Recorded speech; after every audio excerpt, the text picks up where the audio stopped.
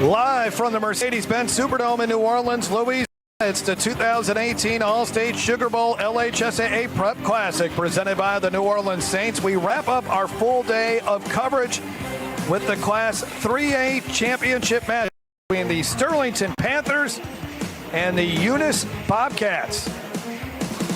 Hello, everyone. I'm Jeff Palermo, along with former Evangel and LSU star Jacob Hester. This should be a terrific matchup. Both of these teams, back at the early part of the season, you wondered if they would even make a run in the playoffs. Both of them suffered a couple of losses, but they have been on a roll since then. And then the other common thing about these two teams, they like to run the ball.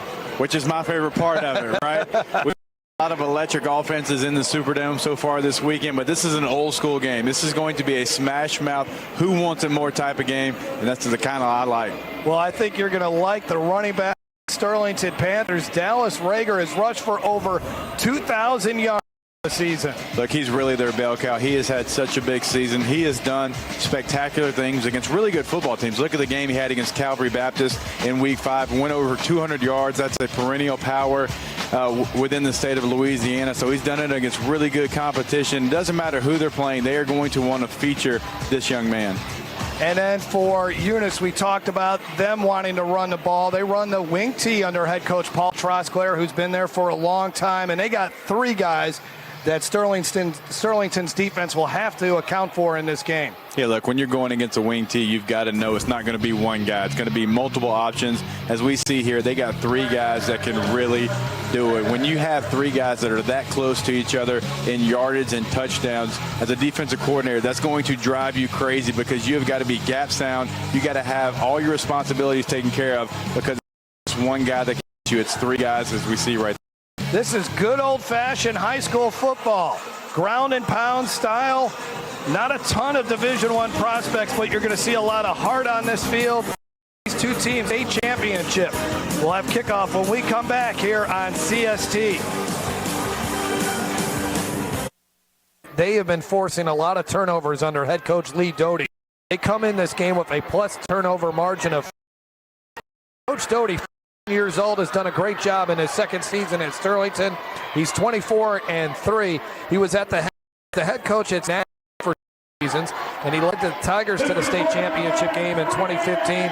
He takes over for Jason Thompson, who led Sterlington to that state championship game in 2016. Lee Doty was an assistant coach on that team, coaching linebackers. One of the Southwest Louisiana, if not the state of Louisiana. Trosclair has been phenomenal, been the head coach there at Eunice for 26 years, and he has a record of 2-6-1. Also spent some time as an assistant coach, and he's passed to a 5-2 record. Their two losses were by 3 points. They lost by 2 to Church Point, and then they lost by 1 point to Iota. And what's interesting is there's our Wendy's kickoff as we begin things here in the 3A championship game. And on the return, and it's a big return right off the bat for Sterlington. Can he take it to the house? C.J. Colvin. Nobody touches him. Touchdown, Panthers. That's just what we do. This broadcast team of Jeff and I play tough. It's just 3 games that we've done together, 3 touchdowns. C.J. Colvin on the return for a touchdown, 90 yards. What a way to start this football game. That's right by the kickoff return. On a defender. Really nice job. Opens up a big hole.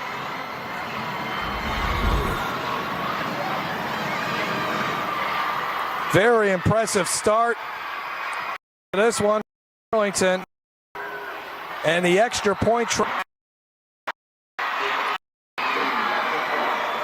Let's take a look at Sterlington's Road to the Dome, brought to you by Southern Quality Ford Dealers. I told you that Eunice had lost to Church Point and Iota. What's interesting, Sterlington beat both of those teams in the playoffs. They started off by knocking Cohen 39-0, and then look at that second round game.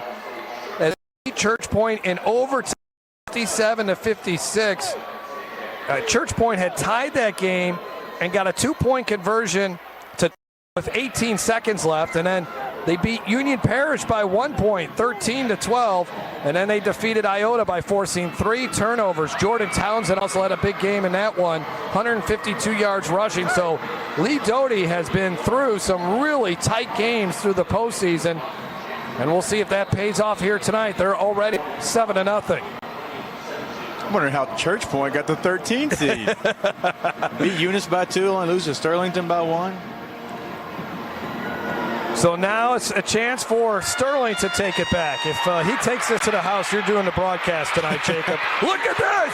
Look at this! Wow. Back to back! Well, Trey Eunice! I'm out of here, Jacob. See you later, Jeff. I've got it from now. Gordy, I need you to come on up. What in the world? Are you kidding me? Wow. I don't think I've ever seen that. That's 89 yards. So his was not as good as what we saw from Sterlington's C.J. Colvin. Played a lot of football. I've watched a lot of football. I've caught a lot of football. I have never seen back-to-back kickoff returns to open up a game. So Austin Phillips on the extra point try. Man, oh man. 21 seconds into this game, and we're all tied up at 7. That's how you respond. As you look at Coach Paul Trosclair, he's a veteran. I don't think he's ever seen anything like that. Look at their rotation, brought to you by Southern Quality Ford Dealers. Beat Bruley in the first rounder, the number 2 seed in the 3A playoffs, and then they defeated Waspin by 1 point. And in that game, they played on the turf. So Coach Trosclair feels that was a good experience for them to play on some turf. And then he beat Madison Prep 41-12, and then shut out Kaplan last week 19-0. Had 5 touchdowns and 321 yards rushing in that win over Madison Prep in the quarterfinals. All right, let's just restart this thing. All right, if this one's returned for a touchdown, we will honestly just put our headsets down because you'll have all the electricity you need. Oh, man. Man, oh, man. Austin Phillips has it teed up. How about the special teams coach? They both go from one level of excitement to despair. This one bounces and hits up on Leighton Rainbow, and Leighton Rainbow, a decent return out to the 32-yard line. Now we finally get to see some regular football. Let's go down to the field and Gordy Rush. Guys, what you missed after the second return, Eunice got a sideline warning. That's because the side judge was trying to run with the kickoff guy, and all the coaches and players came off the bench, and he got chipped about 3 times. So he's okay. He's going to continue on, but there is a sideline warning on Eunice. So let's see the Sterlington Panthers offense averaging 35 points a game. Their quarterback is Hayes Crockett, a 6'4" junior, 205 pounds. He's a big kid. He's thrown for 875 yards. He's rushed for 349. Little shotgun formation here, and then they hand it off, but nothing happening. Brody Walker, one of the leaders of that Eunice defense, as they run a 4-2-5. Shut him down. There's a look at Hayes Crockett. Lee Doty said that he's been a guy that's really improved a lot from week 1. First year running the option. They run the veer offense here, and they struggled early on, and then it was about the 4th or 5th game he got comfortable.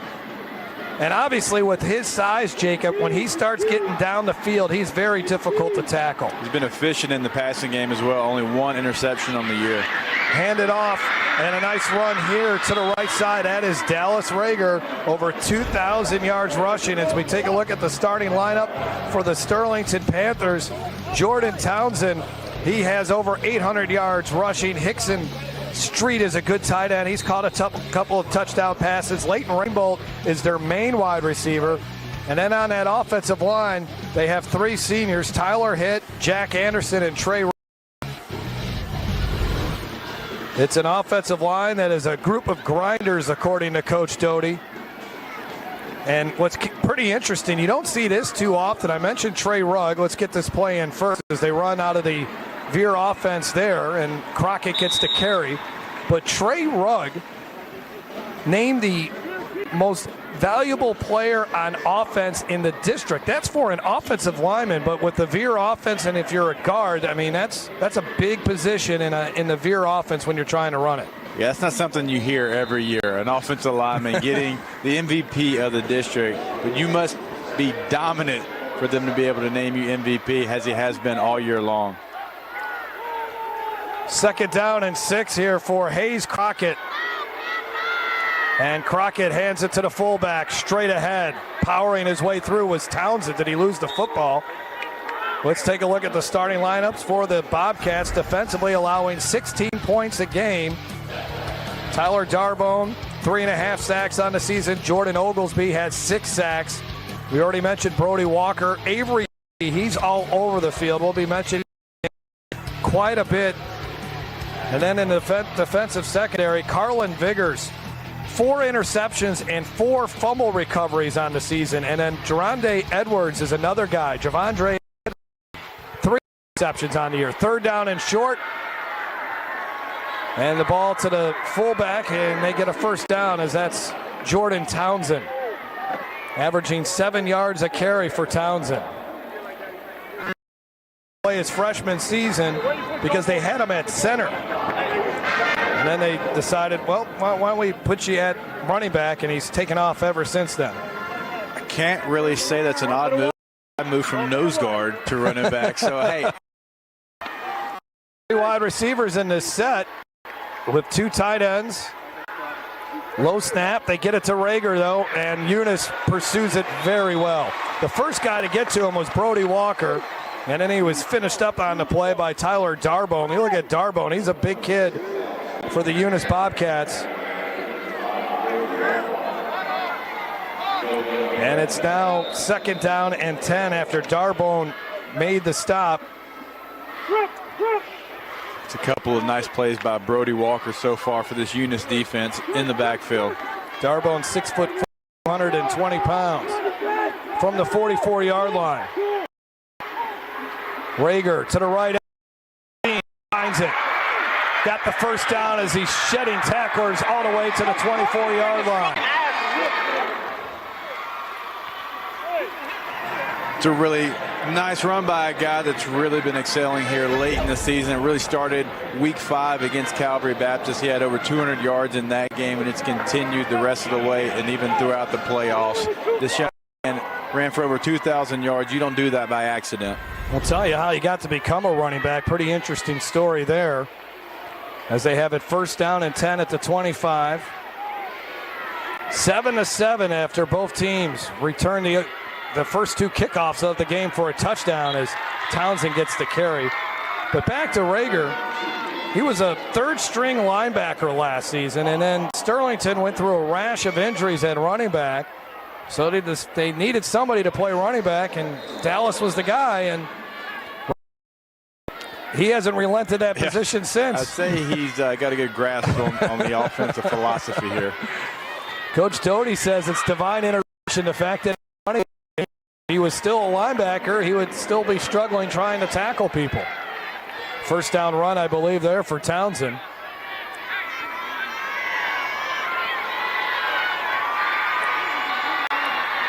As Sterlington has made it into the operated red zone, Townsend's your perfect fullback for the Veer. Guy that just constantly falls forward. Tough kid. There's not a lot of reading when you're in the Veer, right? They're going to hand you the ball. You're going to know exactly where you want to get, and you got to get there. Gets a breather, and I think Lee Doty wants a timeout to talk about that. Sterlington. That's their first timeout. Early fireworks in this one as each team returns a kickoff for a touchdown, and now Sterlington looking to try to score a touchdown a more conventional way. We'll be back after this here on CST. 7-7 is our score as you take a look at the Mercedes-Benz Superdome. Pelicans hosting the Memphis Grizzlies tonight in the Smoothie King Center right across the way. 1st down. Rager right up the middle. Got up, almost was ready to break it. Brody Walker has already been in about a half a dozen tackles, it seems like. He just tripped him up. just enough. And it'll be 2nd down and 4. Defensively, when you're going up against this quick hitting offense, right? The veer offense, the ball gets to the running back so quick. what are the linebackers, what are the defensive linemen trying to do here? It's more you've got to know exactly what your responsibility is. Rager continues to just fight his way into the end zone. Touchdown, Panthers for the 3rd time, right end zone. It's a really nice run by a young man, as we mentioned. He's been on a real heater since we season. That's why he has over 2,000 yards. Breaks a couple tackles there, gets into the end zone. It's a really nice run. His father, Monte Rager, played in the NFL, won a Super Bowl with the Colts. He's got a brother who's a starter at TCU, so the extra point try is good, and Sterlington has retaken the lead after returning the opening kickoff for a touchdown. Let's look at this run again by Rager. Man, great job by the offensive line. Nice job by the backside, his guy on the ground, cutting that backside to catch Rager from behind. But at the end of the day, nice job by the offensive line, but the young man broke about 3 or 4 tackles. Great individual effort after the offensive line gave him initial space.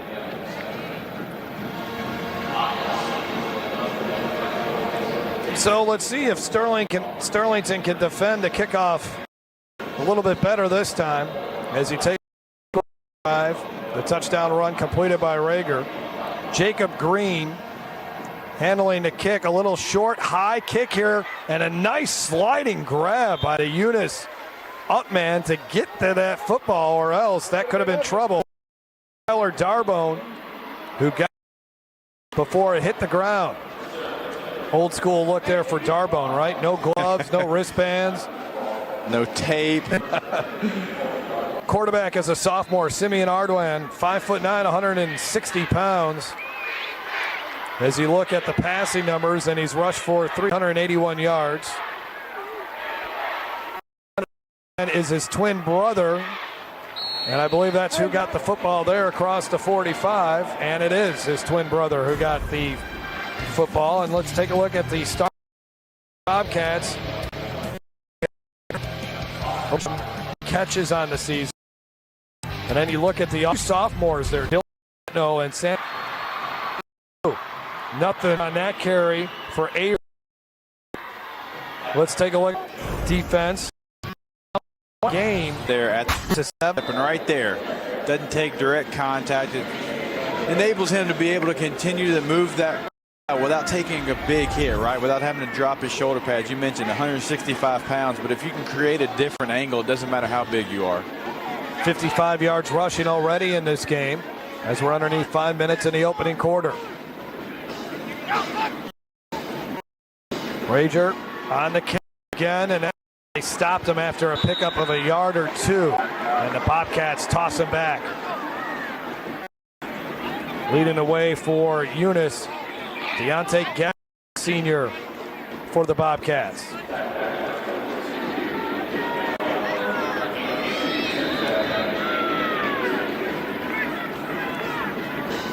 As you look at the numbers,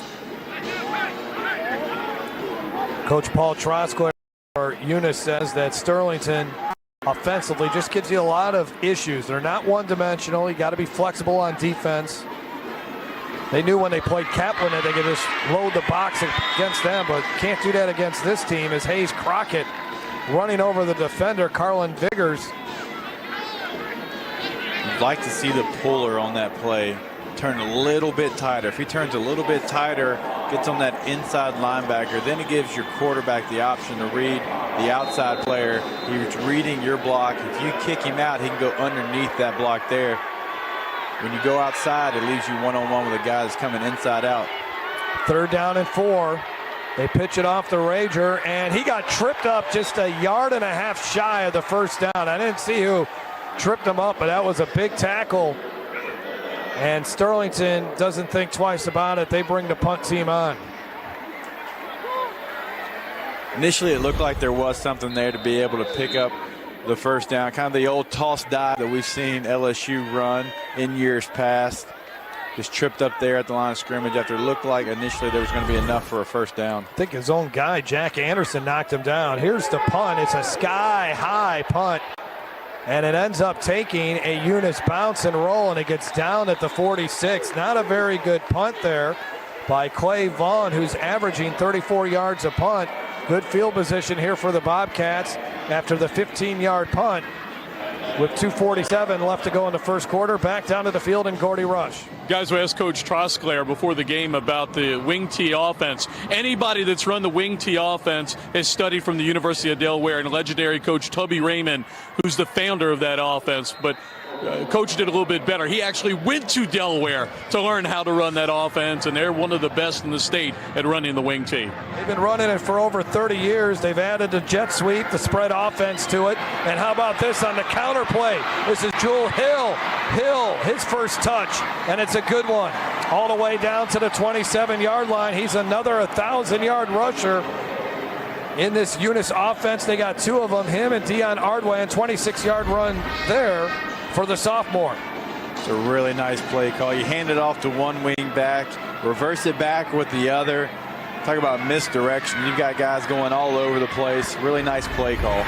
From the 27-yard line now, Simeon Ardwan gets him up to the line of scrimmage. And on the jet sweep, that's Jewel Hill again.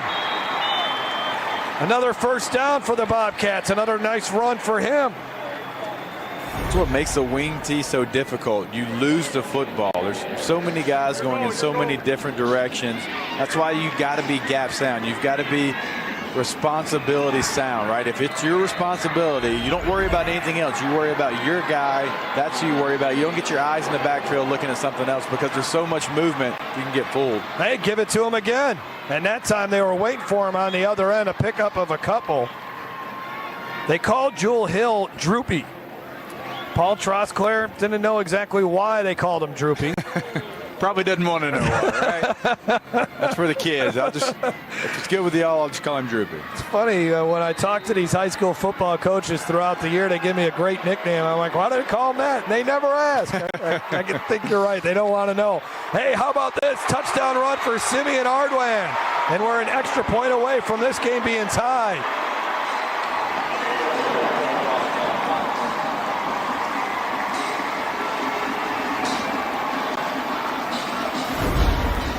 Just like we said, everybody's got to have the responsibility. You know somebody's responsible for the quarterback. They let their eyes fool them. They go away from their responsibility, and the quarterback has a walk-in. Looked like Colby Rivera went for the fake man. The guy that did not get the football on the fake handoff as the extra point is good. And that opened up a hole for Ardwan.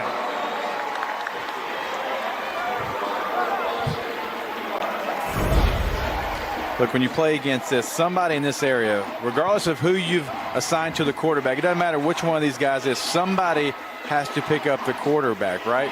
When you get your eyes in the backfield, because the defenders are letting all this movement.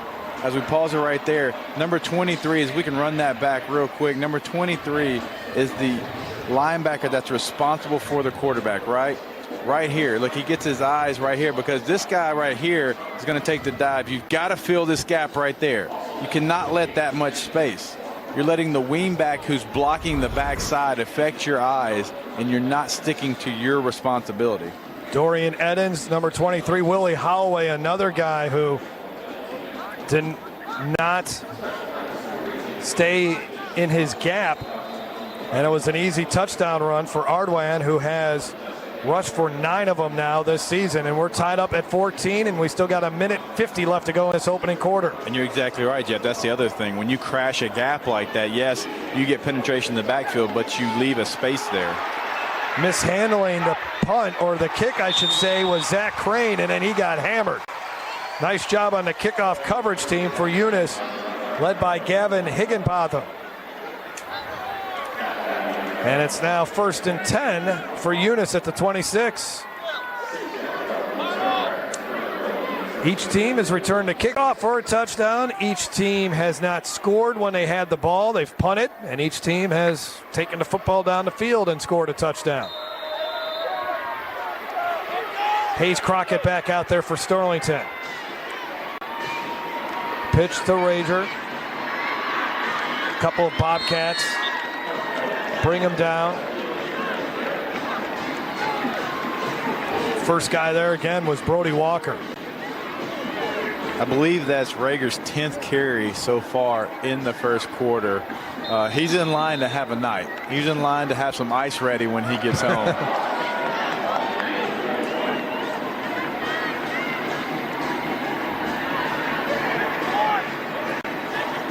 12 seconds on the play clock here for Crockett. To Townsend, running hard behind his right guard, and he should have enough for a first down. And they do move the chains on the far side. Anytime you have success like that in the fullback dive and the veer, it's because your center and two guards are getting movement on the defensive front, and they're getting up to that second level, getting just enough on those linebackers so your fullback kind of double teams with you to push that pile. You look at the numbers for Townsend on the year. Gets another carry on the dive play. 3, and that's that. Last guy off the pile there for Eunice was Jordan Oglesby. Oglesby, an explosive player on that Eunice defense. And this is the kind of game for him. Coach Trosclair said he likes when they run in between the tackles. They run right at him here with Rager, as you can see, number 94, Oglesby, trying to bring him down. I think Rager's got the first down.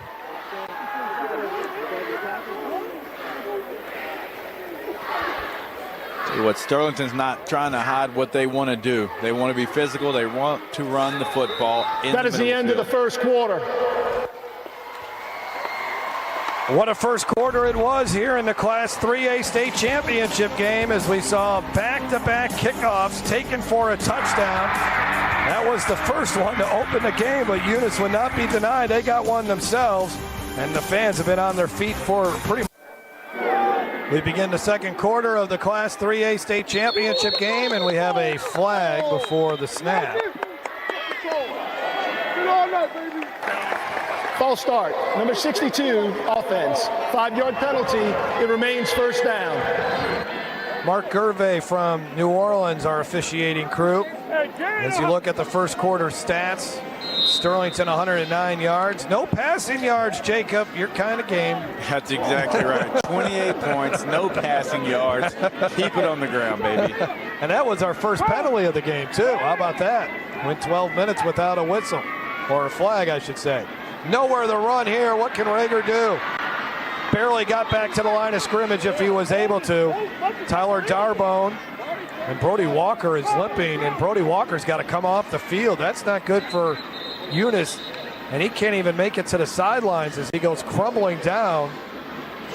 Walker, the leading tackler for Eunice the last 2 years, is in a lot of pain right now. Yeah, we've seen him actually make 3 plays so far in this game today, so that would be a big loss if he's out for an extended period of time in this football game. Hopefully it's just a cramp the way they're stretching it. I'm not sure, though. We'll take a look and see if you can see what might have happened to number 55, Brody Walker.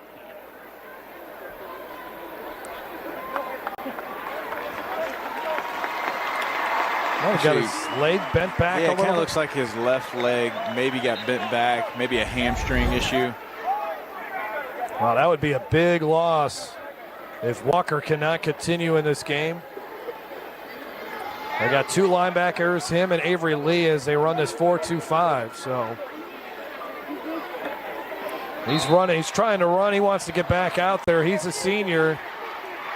Hey, get him ready. 52 Yeah, I think it's safe to say it'd be a pretty drastic injury for him not to get back in this football game. We can tell by his style of play he wants to be in this game. Crockett will throw. They set up the screen. Our first pass play of the night, and it's shut down.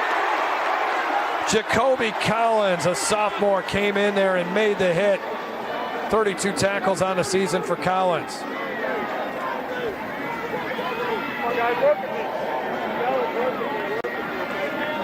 And look at that, Brody Walker is back out there. Good sign for Eunice. So now it's 3rd down and 18 as Sterlington going backwards here early in the second quarter as you look at the statistics. Each team has tried to throw the ball just once. Make it 2 times for Sterlington as Crockett winds up, fires it over the middle and a lot of traffic, and it is intercepted, I believe. Let's see who they say has the ball here. They're going to talk about it. Ty usually goes to the receiver, but it sure looked to me like the defender, Javondre Edwards, had his hands on that ball first. And it's going to be Sterlington football. The ruling on the field is that both the defender and the receiver had joint possession. By rule, the pass goes to the offense. Wow. You're right. I mean, look, that was going to be a tough play to call. Who has it? The offense, the defense. It's almost like in baseball. Tie goes to the runner, tie goes to the receiver in these situations. But it clearly looks like the defender had more possession than the receiver. That's a tough call for the officials. It's a 30-yard pass play and a big pickup on 3rd down and long for the Panthers. Now they go back to their ground game as Rager gets about 3. Yeah, that's going to be a call that the Eunice faithful and coaching staff is not going to forget anytime soon. It's a big momentum change, right? You think you have an interception. Watching the replay, it looks like they did have an interception. All of a sudden, tie goes to the receiver. It's all for naught because, look, no replay in high school football. You got to move on. You got to cut bait. Forget about it. Worry about the next play. 2nd down and 7.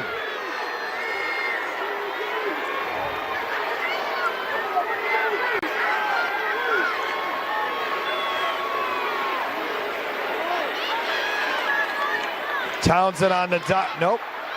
Yeah, Townsend did have the football. No, Crockett had the ball. That one, he confused me on that one. Got the first down to the 16, did Hayes Crockett. 12-yard run for the junior quarterback. Nice job, Crockett, being patient there. Pulls the dive. He's going to run the option pitch. Doesn't like what he sees. Puts his foot in the ground. Picks up a big gainer on 1st down.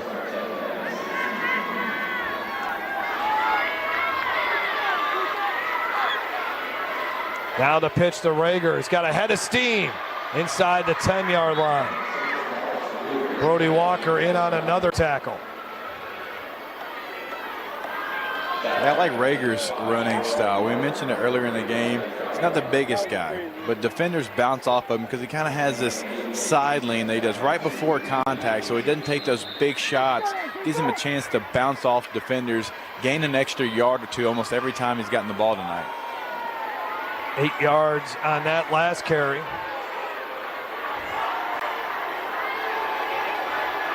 Inside the Cribs Incorporated red zone. 5 seconds on the play clock. Crockett kept it, and he is stopped shy of the first down, I believe. Ball came out at the end there, but they say he was down. Well, they say he got the first down. So good spot for Sterlington. It's at the 6-yard line.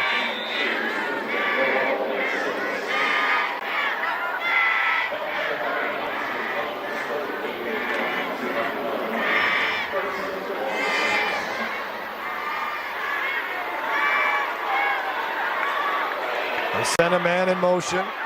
That's Hickson Street. They pitch to Rager. Rager again breaking tackles and gets into the end zone. Touchdown.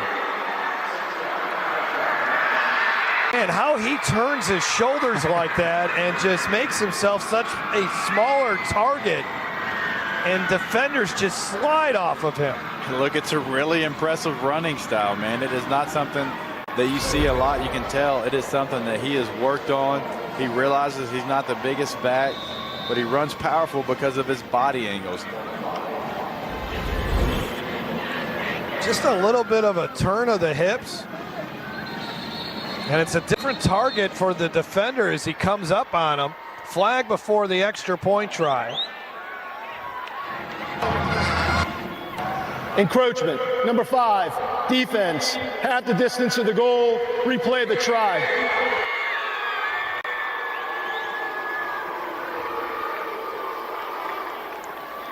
So they'll replay it, move it up a half a yard or a yard and a half.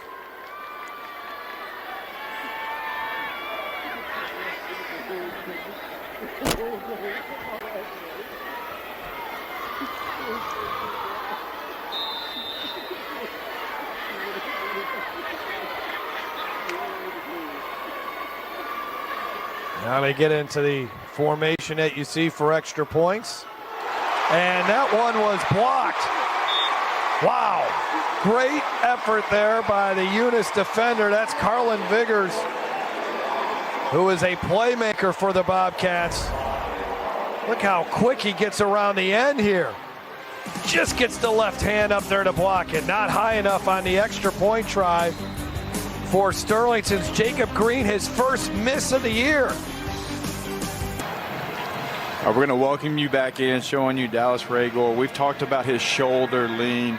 It's really an impressive running style. Look, when you're trying to take some of those hits off of yourself, you watch right about here in the screen. We'll stop it when he turns his shoulders as we show you this replay. You want to get some difficult angles against you when you're a running back. You don't want to take those hits. You want to slide through tackles. This is exactly what we talked about. Watch right here. Instead of taking on the hit, he turns his shoulders. When he turns his shoulders like that, the defender doesn't have a big target to kind of hit you with. He doesn't have that target to wrap up. It's a really different running style, but it's been very effective. Sky kick is on the ground. Battle for the football at the 33-yard line. But I think Eunice got on top of it, and they did. Right before the break, we saw the blocked extra point. How about this, Jacob? Jacob Green, the kicker for the Panthers, 36 of 36 on PATs coming into the game. Also 6 of 6 on field goals, and he misses his first kick on a block kick. Look, in high school sports, that's an unbelievable stat that they have a kicker that is that clutch. And, I mean, you're in the state championship game, you're going to give different effort, right? Eunice comes off the edge, lays out, blocks the extra point. Could come back to haunt him here. This certainly doesn't look like the wing T offense, but it's a kind of a wing T play anyway. Simeon Ardwan running past Sterling defenders all the way up to the 50-yard line. Let's go down to the field and Gordy Rush. Guys, I don't know if you saw it because y'all are right above it, but Eunice has absolutely brought a huge crowd tonight. The plaza is full. It bleeds into the end zones. In fact, I know Wendy's is our sponsor, and if you wanted a Baconator tonight in Eunice, it ain't happening because Eunice is closed for business. Everybody's here. That's what it's all about. And they are fired up again, trying to win a state championship for the first time since 1982. That's a long time. And Simeon Ardwan all the way down inside the 20-yard line. Man, is that guy fast. 29 yards on that run. Look, you mentioned it. It's not a traditional wing T play that we're so used to seeing from Eunice. It is a quarterback counter. You've got two pullers. Such patience there as a runner. You let your pullers get out in front of you. You read their block for the big-time hit right there.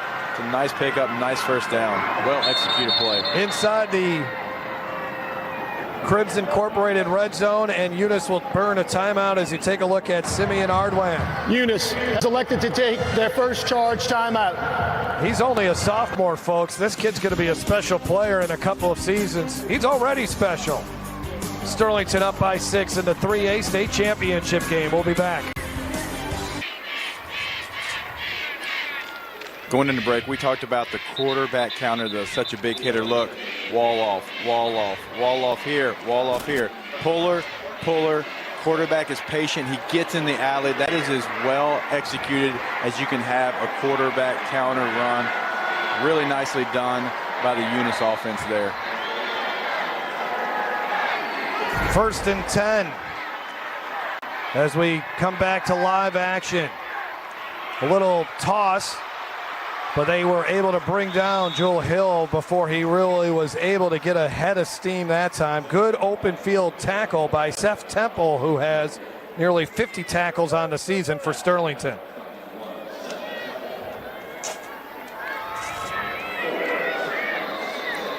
This Eunice team, not much was expected from them early on in the season because they have so many sophomores. Some people thought they might only win 4 games this year. Deion Ardwan, Simeon Ardwan, Joel Hill, they're all sophomores. Here they are playing in the state championship game. Getting the carry there was Deion Ardwan. As I mentioned, Simeon and Dion, they are twin brothers. Dion, according to Coach Paul Trosclair, barely talks. You wouldn't even know he was around. He just comes to practice every day and goes to work. Simeon's a little bit more boisterous of a guy. Another run up the middle, and the Panthers plug the hole. Colby Rivera, along with Luke Carmichael, is a 6'1", 240-pound defensive lineman. Not much running room there. And it's 4th down coming up for the Bobcats as you take a look at Colby Rivera, the nose guard. Seeing Eunice have a little bit more success when they spread out. I know they're a wing team, but they've kind of had multiple formations with success today. Big play coming up here. 4th down and a long yard. There's 5 seconds on the play clock. They get it off, a little misdirection. Avery Lee makes a nice move. Did he get into the end zone? No, he stopped right on the goal line. What a run by the senior, Avery Lee. That is a big league cut right there. Looks like he's not going to have the steam to get all the way to the edge and pick up the 1st down. Nice job by Sterlington to string that out. But he puts his foot in the ground, gets north and south, picks up the 1st down. Now they're on the 1-yard line. Trey Edens, the touchdown saving tackle. Eunice, quarterback sneak, touchdown. Ardwan into the end zone for the Bobcats. And we're all tied up. And the folks from St. Landry Parish / Acadia Parish love it.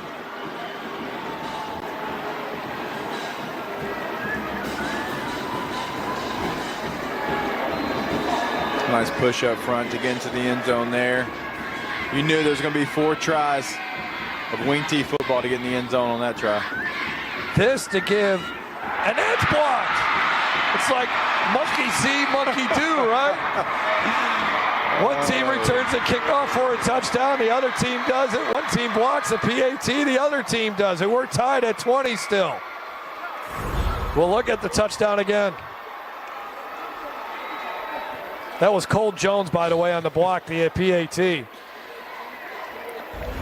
like one team, hey, I'm not going to get outshined here. You return a kick, I'm going to do it too. You block an extra point, well, hold on, here comes our block extra point.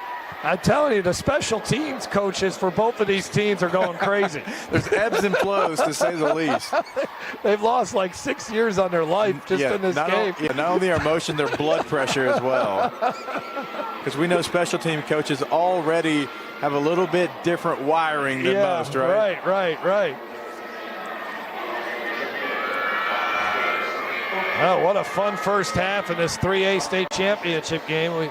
We're coming off a classic game in the Division II title, and that had a lot of well-known players in the state of Louisiana, kids that are highly recruited, but this game is just as entertaining as that one, and very few of these kids will be playing on Saturdays. This is high school football at its purest on the 3A level.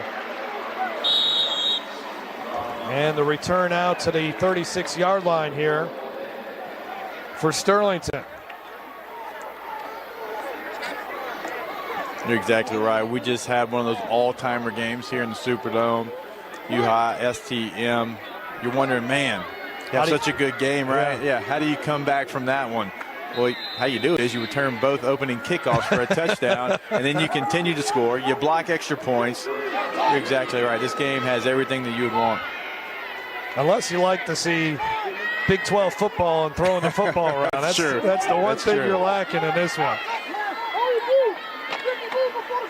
Rager again, that little sidestep. I don't think anybody taught him that. That's just instinctive. I'm with you. I don't think that's something that a coach said, hey, I want you to turn your shoulders to the sidelines, because, it's just not sound football. It's not what you hear people do. Right. But it's very impressive because he has it down. It is something that is instinctive for him to do, and he's able to get through these small spaces because of it. Big game so far for the junior running back. Hayes Crockett keeps it, and he is thrown down to the ground. Nice defensive play there by Jordan Oglesby. And there's a flag down as well. Let's see what that's all about.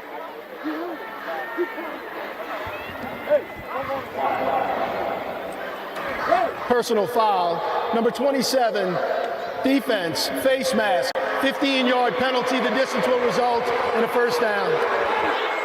Avery Lee got his hand caught in the cookie jar here with the face mask penalty. Let's look at it again.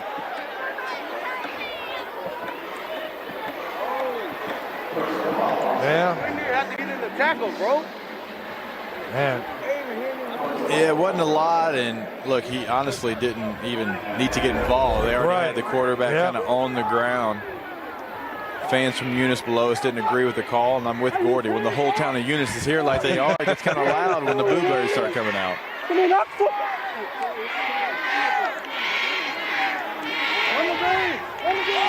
5 seconds on the play clock as Crockett gets set. I don't think Eunice or Sterlington was ever set. Pass over the middle. What a grab. Reaching up behind him and making the catch was Leighton Rainbow. As Crockett threw that ball in there, and Rainbow his 18th catch of the season. That's for 21 yards. A couple things on this play. One, you're exactly right. They never got set. They got away with one there. And two, is that not the all-time name list right there? Rainbolt? Very versatile player. He's on all the special teams. And he can really run too. You're right, Rainbow. That's a great name. Rager breaking a couple more tackles.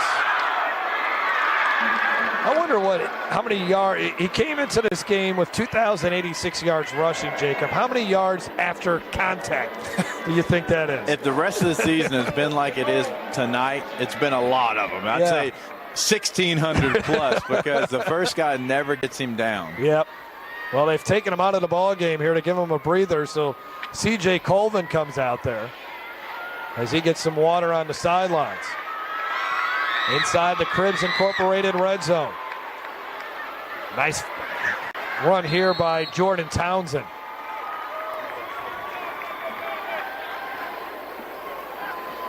I know coaches can make adjustments at halftime. You know, the first half's never like the second half, but this game has a feel of a back and forth battle. You've got two really good offenses. They run what they do extremely well. They've been doing it for so long. Sterlington with the veer. You've got Eunice with the wing tee. When it's so well oiled like it is, this could be a game when it's just back and forth and who has the ball last. And the team who commits the fewest turnovers too. That'll be big in a contest like this. Here's the pitch to Colvin. He gets hit behind the line of scrimmage. First guy to make contact with him for the Bobcats was Carlin Viggers.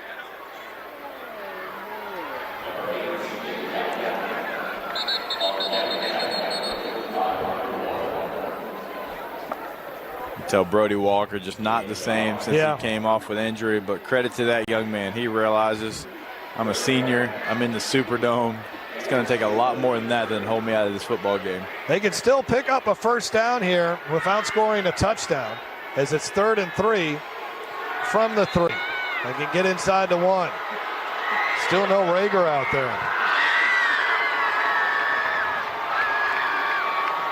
They do have Jordan Townsend. Let's see if he gets the ball here on the dive, or Crockett maybe around the left or right end. It's Townsend, and he powers his way into the end zone for a touchdown. Jordan Townsend joins the touchdown fun, his 12th of the season. And these are two teams, Jacob, that haven't scored a ton of points this season. I mean, Sterlington is averaging 35 a game. Eunice is averaging 34, but when you watch them here tonight execute so flawlessly as the extra point is good, you would think that they're averaging more like 45, 48 points a game. Yeah, you're exactly right. Both offenses are doing exactly what got them here. See right there, the fullback dive.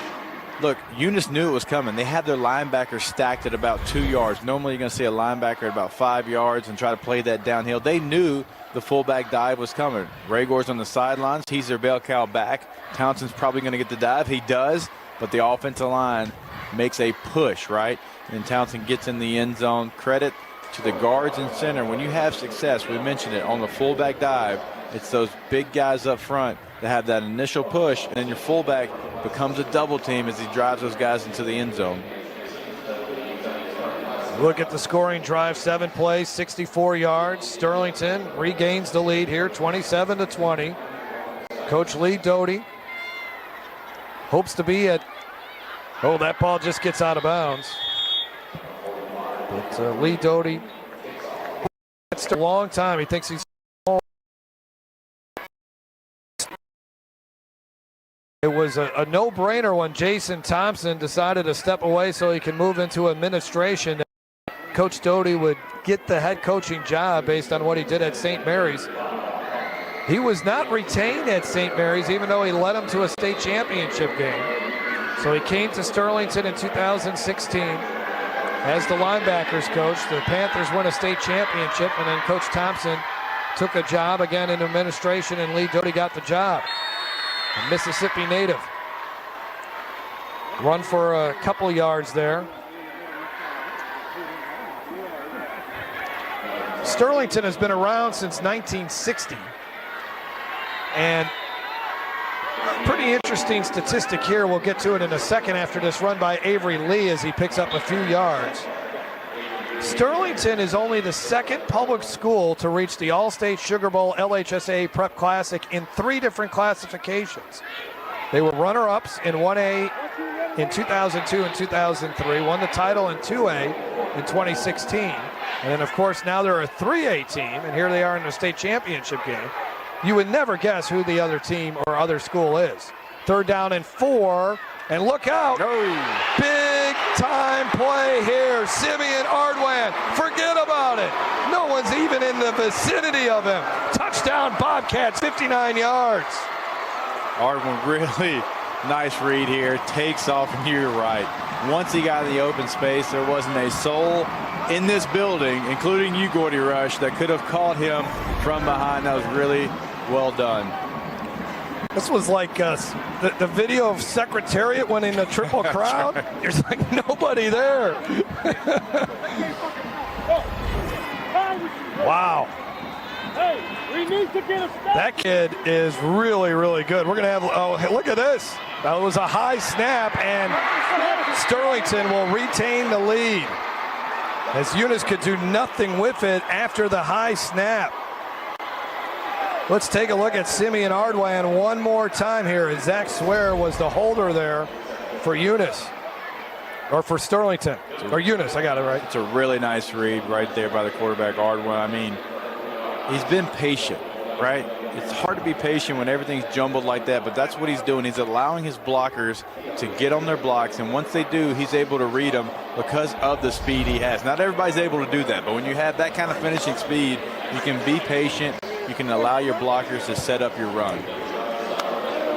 And to finish my thought as far as who the other school was to compete in 3 different classifications, Bellchase. Bellchase has done it. They were the 2A. Well, Bellchase has been in 2A, 3A, and 4A. As you look at Ardwan, 115 yards rushing already in this game and 3 touchdowns. Go down to the field and Gordy Rush. You know, Jeff, I just wanted to ask the guru of run offenses, Jacob Hester, when you run the Veer offense, what does your 2-minute drill look like? It looks like as soon as we get tackled, get up on the football so we can hurry up and try to run another play. And run is the key word, not pass, but run. End over end kick here. It's going to be returned from the 25. Look out. He's already returned 1 here tonight. Leighton Rainbow to the 37 yard line. Looks like they marked him. Yep, it was the 38. All right, so yeah, we're going to get an idea of what you're going to do when you're running the Veer offense and trying to do it in 2-minute style. Each team has 2 timeouts. We have a 1-point game in the 3A state championship game. It's been a fun one.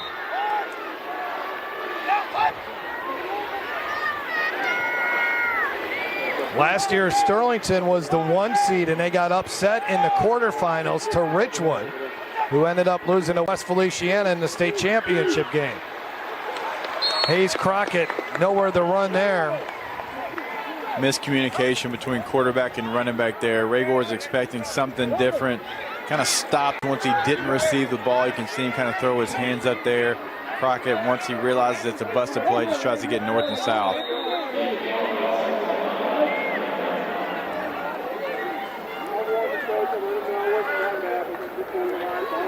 And Sterlington, not much of a hurry right now. Eunice will get the ball to begin the second half. Crockett to throw. He's got a good arm, and it's a catch over the middle, and a big play developing here for Sterlington. That is Reed Handy, his 7th catch of the season, and all of a sudden, Sterlington is in business. And I don't think they were trying to necessarily not hurry because they didn't want to score. I think they realized we've got to be careful not to leave too much time left on this clock. With the way this thing's been back and forth, we're going to be the only team that scores points in this half. We're not going to give the ball back to Eunice. That's a big play to take a chunk of the yardage out. Now Rager's running the football, and that time they go down low on him and bring him down. That might be what you have to do. Carlin Vigors on the tackle, and now Sterlington uses one of their 2 timeouts.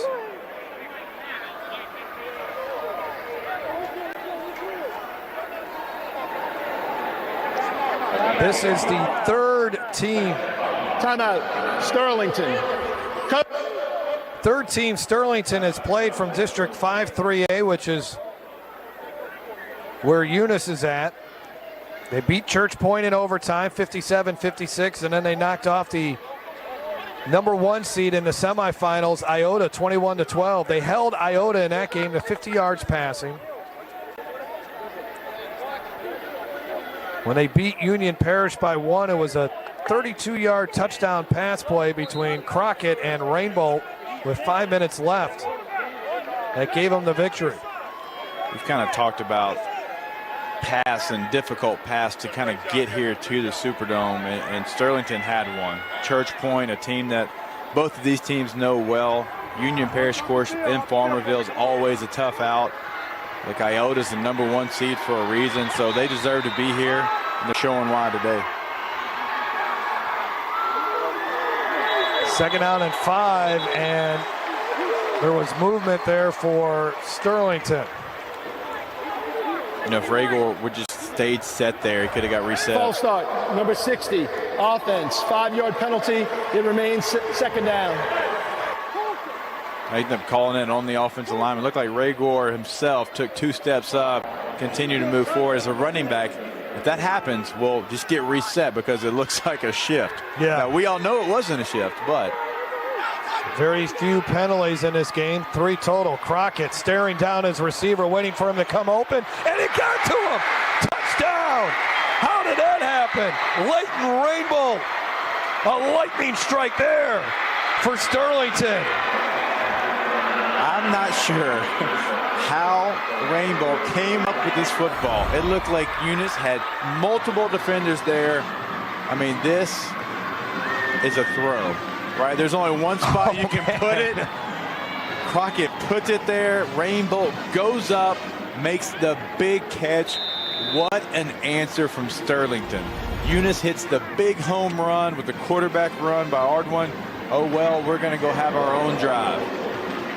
The extra point is good. Just told you about the 32-yard touchdown pass play between Crockett and Rainbow to win the game over Union Parish in the quarterfinals. That one was from 33 yards, and Crockett 5 of 5 for 109 yards and a touchdown. I mean, he just eyed him the whole way. I mean, there was no deception there at all who he was giving the ball to or throwing the ball to. Talk about staring down a receiver and getting away with it. Wow. You could not have put that ball in a string and put it in better position. Look, I don't know if he's just living right and that's where that ball ended up. But at the end of the day, every quarterback, we all know him. That's exactly where I want to put the football. Great last name. Great set of hair there. That guy's got it all. He's living life right now.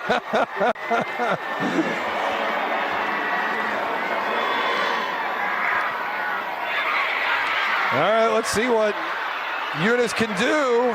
They're going to have decent field position, and I tell you what, with Simeon Ardwan, their quarterback, they can score from anywhere on the field here.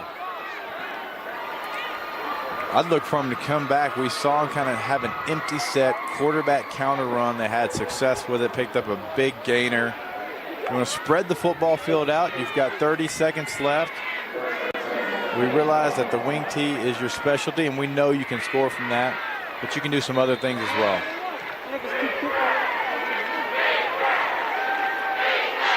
Simeon Ardwan underneath center, and he's going to throw, and that's complete. And that was Traylon Cooper, his 19th catch of the season. I think it would be fitting if both of these run-oriented teams scored a touchdown in the final 2 minutes.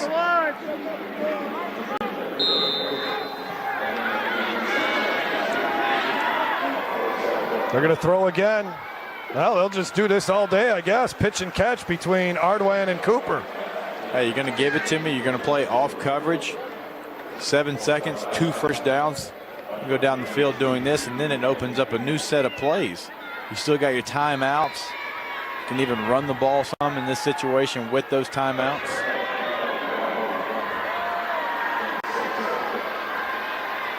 Now here comes a sweep play. Jewel Hill, good open field tackle. That was nicely done by Jordan Townsend, playing on the defensive side of the football.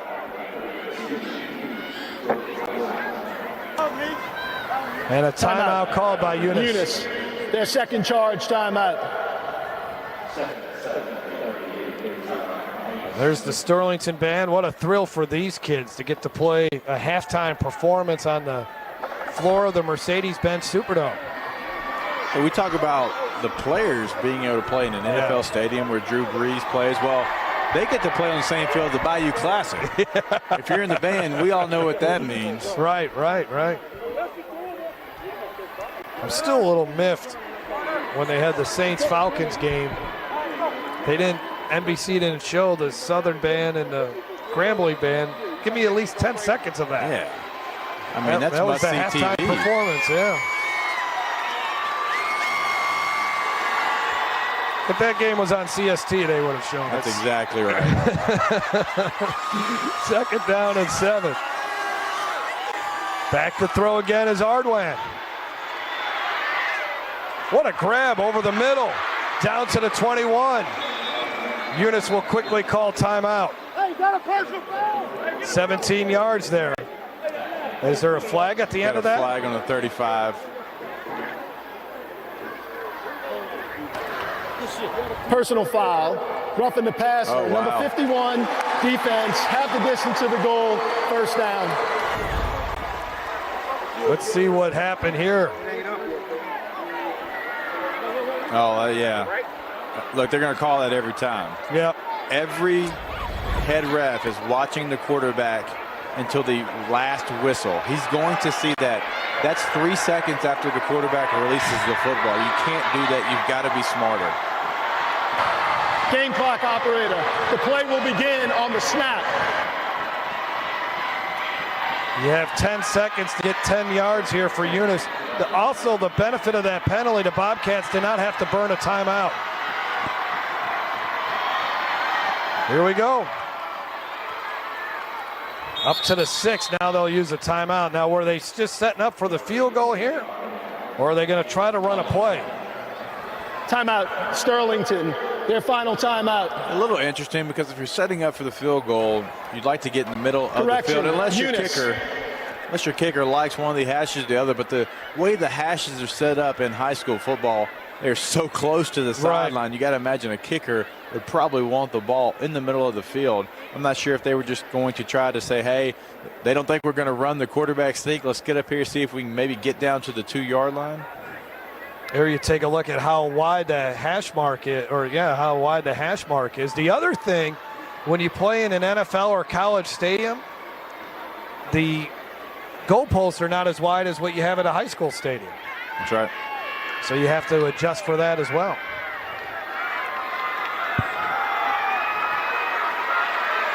All right. I think they got something up their sleeves here because Simeon Ardwan is out there.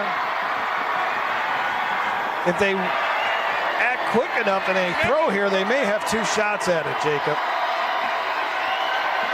Even though they're under center, they got a spread formation, multiple receivers. They roll out. Throw to the end zone, intercepted. Big defensive play for Sterlington to end the half. That's Jordan Townsend getting the interception. That is the end of the first half. Missed opportunity there for the Bobcats. Eunice had a real chance here to answer the Sterlington's touchdown. Yeah, not a lot there. You'd like to see him almost just see if he could sail it to the back of the end zone. You had a crosser coming back across there late on our screen. Traylon Cooper, number 15, looked like he might have been open. And what a way to end the first half. It started with a bang. Both teams returning the opening kickoffs for touchdowns. And the two teams, kind of a heavyweight battle here. Just both haymakers delivering each other.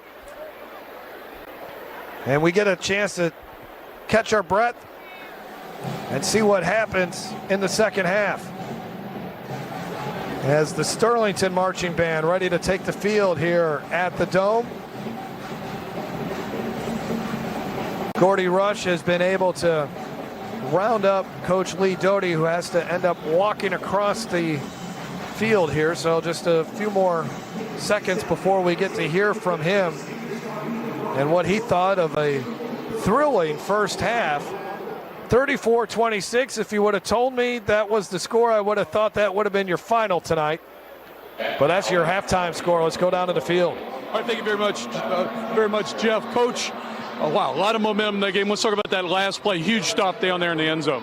Yeah, Jordan Townsend made a heck of a play.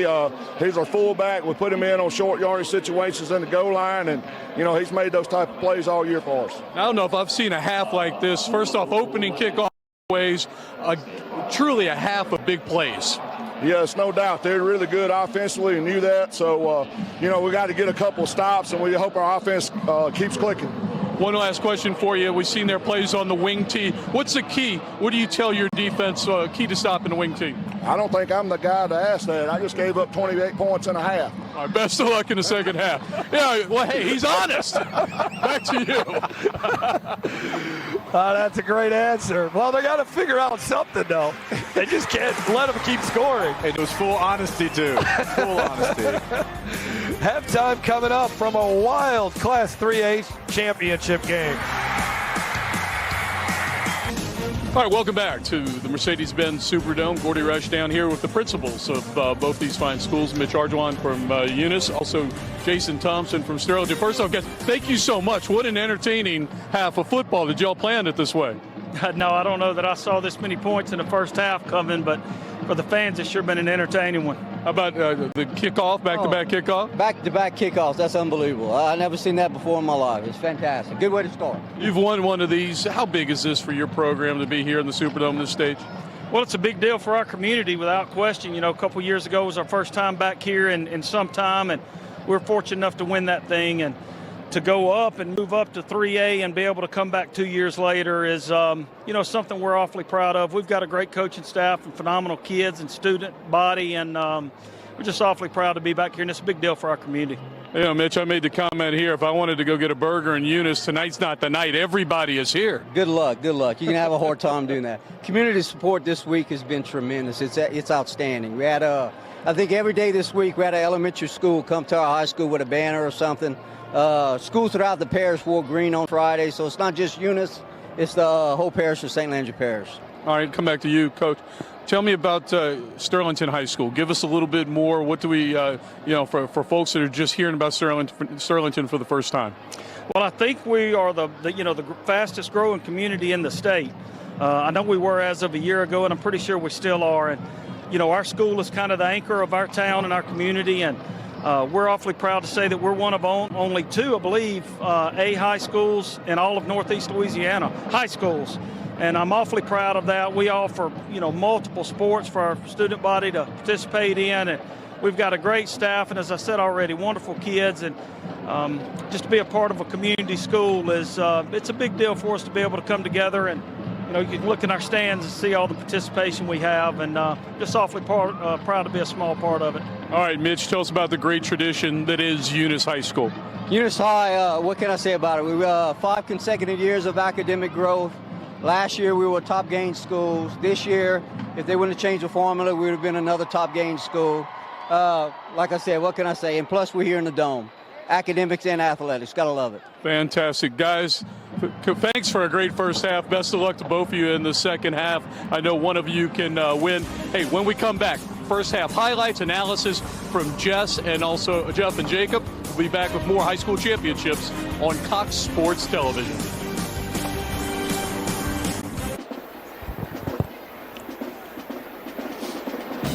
From the Mercedes-Benz Superdome, it's halftime of the Class 3A state championship game as the Sterlington Panthers leading the Eunice Bobcats 34-26 in an absolutely entertaining first half of football. Jeff Palermo back with Lee Burkeen, the publisher of Louisiana Football Magazine. Next August, make sure you get the magazine. It gets you ready for the upcoming high school season. You can also check out the website at lafootballmagazine.com. We talked about it at halftime of the Division II championship game when we were previewing this contest between Eunice and Sterlington. You're not going to see any Power 5 prospects here, but you're going to see some talented players.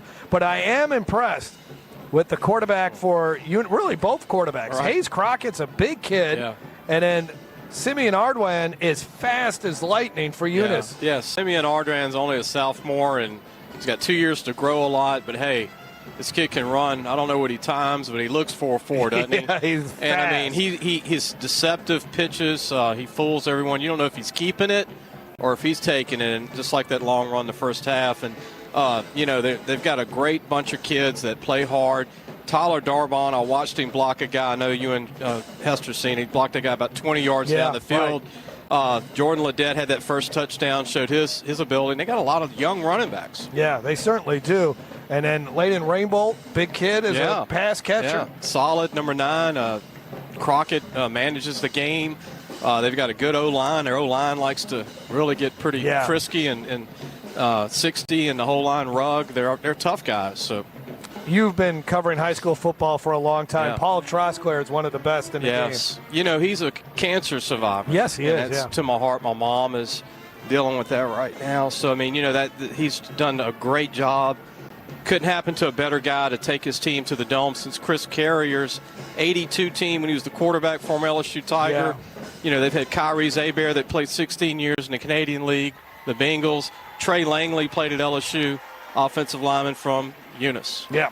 Tomorrow we get things started with the Division I championship game, a rematch of last year's contest between Catholic High and John Curtis. It was a great game last year. Yes. Here are some of the players to watch. I like Catholic's defense. Elijah Reams gets in the backfield a lot, and Braylon Morgan is a hard runner. He's been tough to stop. Curtis will have their hands full there. And then Donald Clay is going to SMU for the Patriots. I like Braylon Morgan's emergence, don't you? I mean, you've covered him. You've done the games. He was hurt all last year. He's electrifying. He's 5'8", kind of like our guy Ardwan. And Cameron D'Artez is a game manager. You've seen that for the last 2 years. He does everything really well. I like Catholic in this. Look, Curtis's defense is phenomenal, but Catholic plays some great defensive teams. This kid, Noel, he's the best D-tackle I've seen at Curtis in a decade. Right. He's 300 pounds, 6'1". A junior can move. Angelo Anderson is a DN buck linebacker like an Arden Key. He's 6'2", 250. He can move. Donald Clay's committed to SMU, a great DB, 6 foot 180. And Jaden Barfield started at Holy Cross. He's one of the top linebackers in the state. Should be a fun one tomorrow. All 3 games tomorrow promise to be really good contests. You got Curtis and Catholic at 12 o'clock, 3:30. It will be Warren Easton versus Carr. And then 5A, it will be Zachary versus West Monroe. All 3 of those games should be great contests. Phenomenal. And we've had a good day of football here in day 2 of the 2018 All-State Sugar Bowl LHSAA Prep Classic.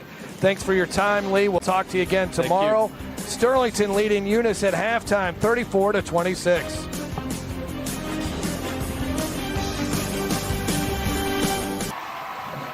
Back at halftime of the Class 3A state championship game, Sterlington versus Eunice. and the Panthers leading the Bobcats in an extremely entertaining game inside the Mercedes-Benz Superdome. An 8-point lead for Sterlington. Jeff Palermo along with Jacob Hester. What a way to start this football game as both teams return the opening kickoff for a touchdown. You may never see that again, Jacob. I don't think I've seen it before. I don't plan on seeing it again. This game had a little bit of everything. It had big hits with quarterbacks running the football. It had block extra points. It had the kickoff returns that we mentioned. It had kind of that feel of who's going to get the ball last here. As we saw, Eunice makes a drive there at the very end, try to answer Sterlington with only 30 seconds left. They almost get in the end zone. They throw the interception there. This has a feel of a back-and-forth battle. It's been a really entertaining first half. And even though both teams pride themselves on running the football, they've also shown they can throw it. We only saw 2 passes that were not completed in that first half. Let's take a look at our first half highlights. And why not? Let's start it off with the opening kickoffs here. Right off the bat for Sterlington, taking it to the house. C.J. Colvin running past Eunice, and Sterlington was feeling pretty good about themselves. Then 10 seconds later, look out. Here comes the Bobcats. Jordan Leday with those long strides running past. And we were all tied up, and then we finally get into conventional football here. Dallas Rager into the end zone. Simeon Ardwan had a huge first half for Eunice into the end zone. Here's more Rager and his unique running style of turning away from the big hits. Quarterback sneak here for Eunice. Hayes Crockett handing it off to Jordan Townsend, who bangs into the end zone. And then Ardwan, look at this run here. Man, electrifying run. Hayes Crockett with a great pass coming up to Leighton Rainbow, beating 2 Eunice defenders for a touchdown. That was our final score of the first half. We are on pace here for another game where we have over 1,000 total yards. By the time of possession, 17 minutes to 6 minutes. But you know what?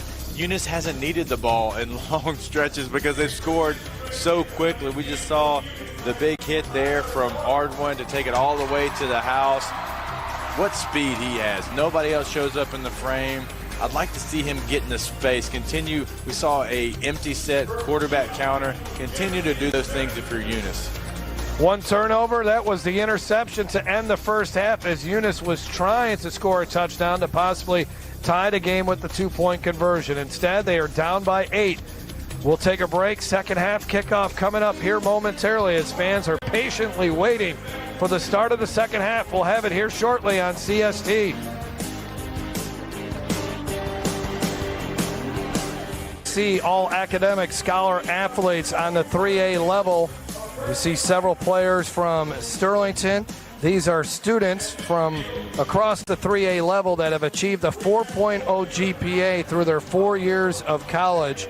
Tyler Darbone is there for Eunice, and then you see the 4 Sterlington players. I don't have a number 36 on my roster, so I apologize for not being able to identify him, but it's Tyler Kaffenberger, Trey Rugg, and Reed Handy are the other ones.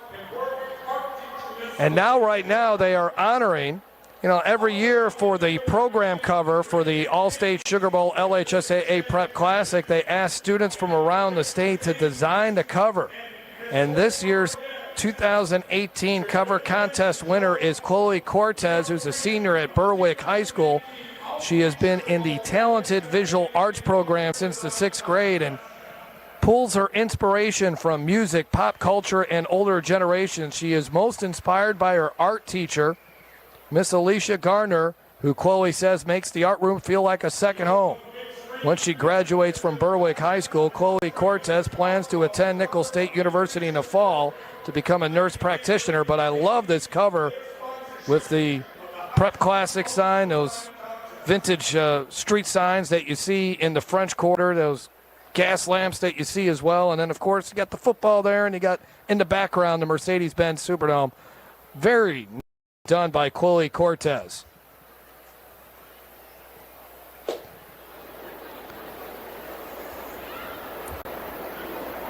She'll be having that hanging up in her house, her wherever it may be, her dorm room.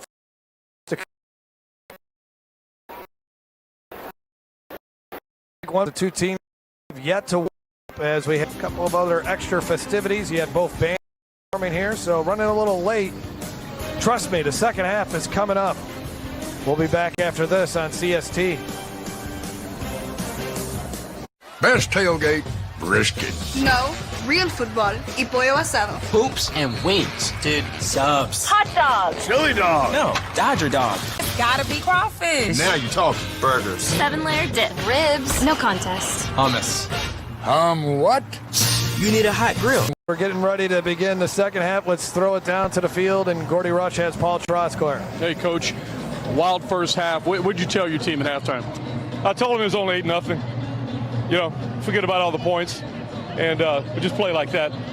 Try to make a play in the second. We didn't make any plays in the first half, so you know we need to make a play. Somebody on defense. That's what our goal is. Yeah, you get the feeling special teams may be the thing that tells this thing. We try to make a couple of adjustments there too, so because they block it, you know, coming off the edge pretty good on extra points, and we might need to make one of those, but we need to get a stop. So we thought we had an interception. Took it away from us. We thought we had a play when they scored by the end zone back there, but we just got to make a play. I mean, we made them all year, so now it's time. It makes you feel better. The other coach, Coach Doty, said he needs to get a stop too. I understand how he feels.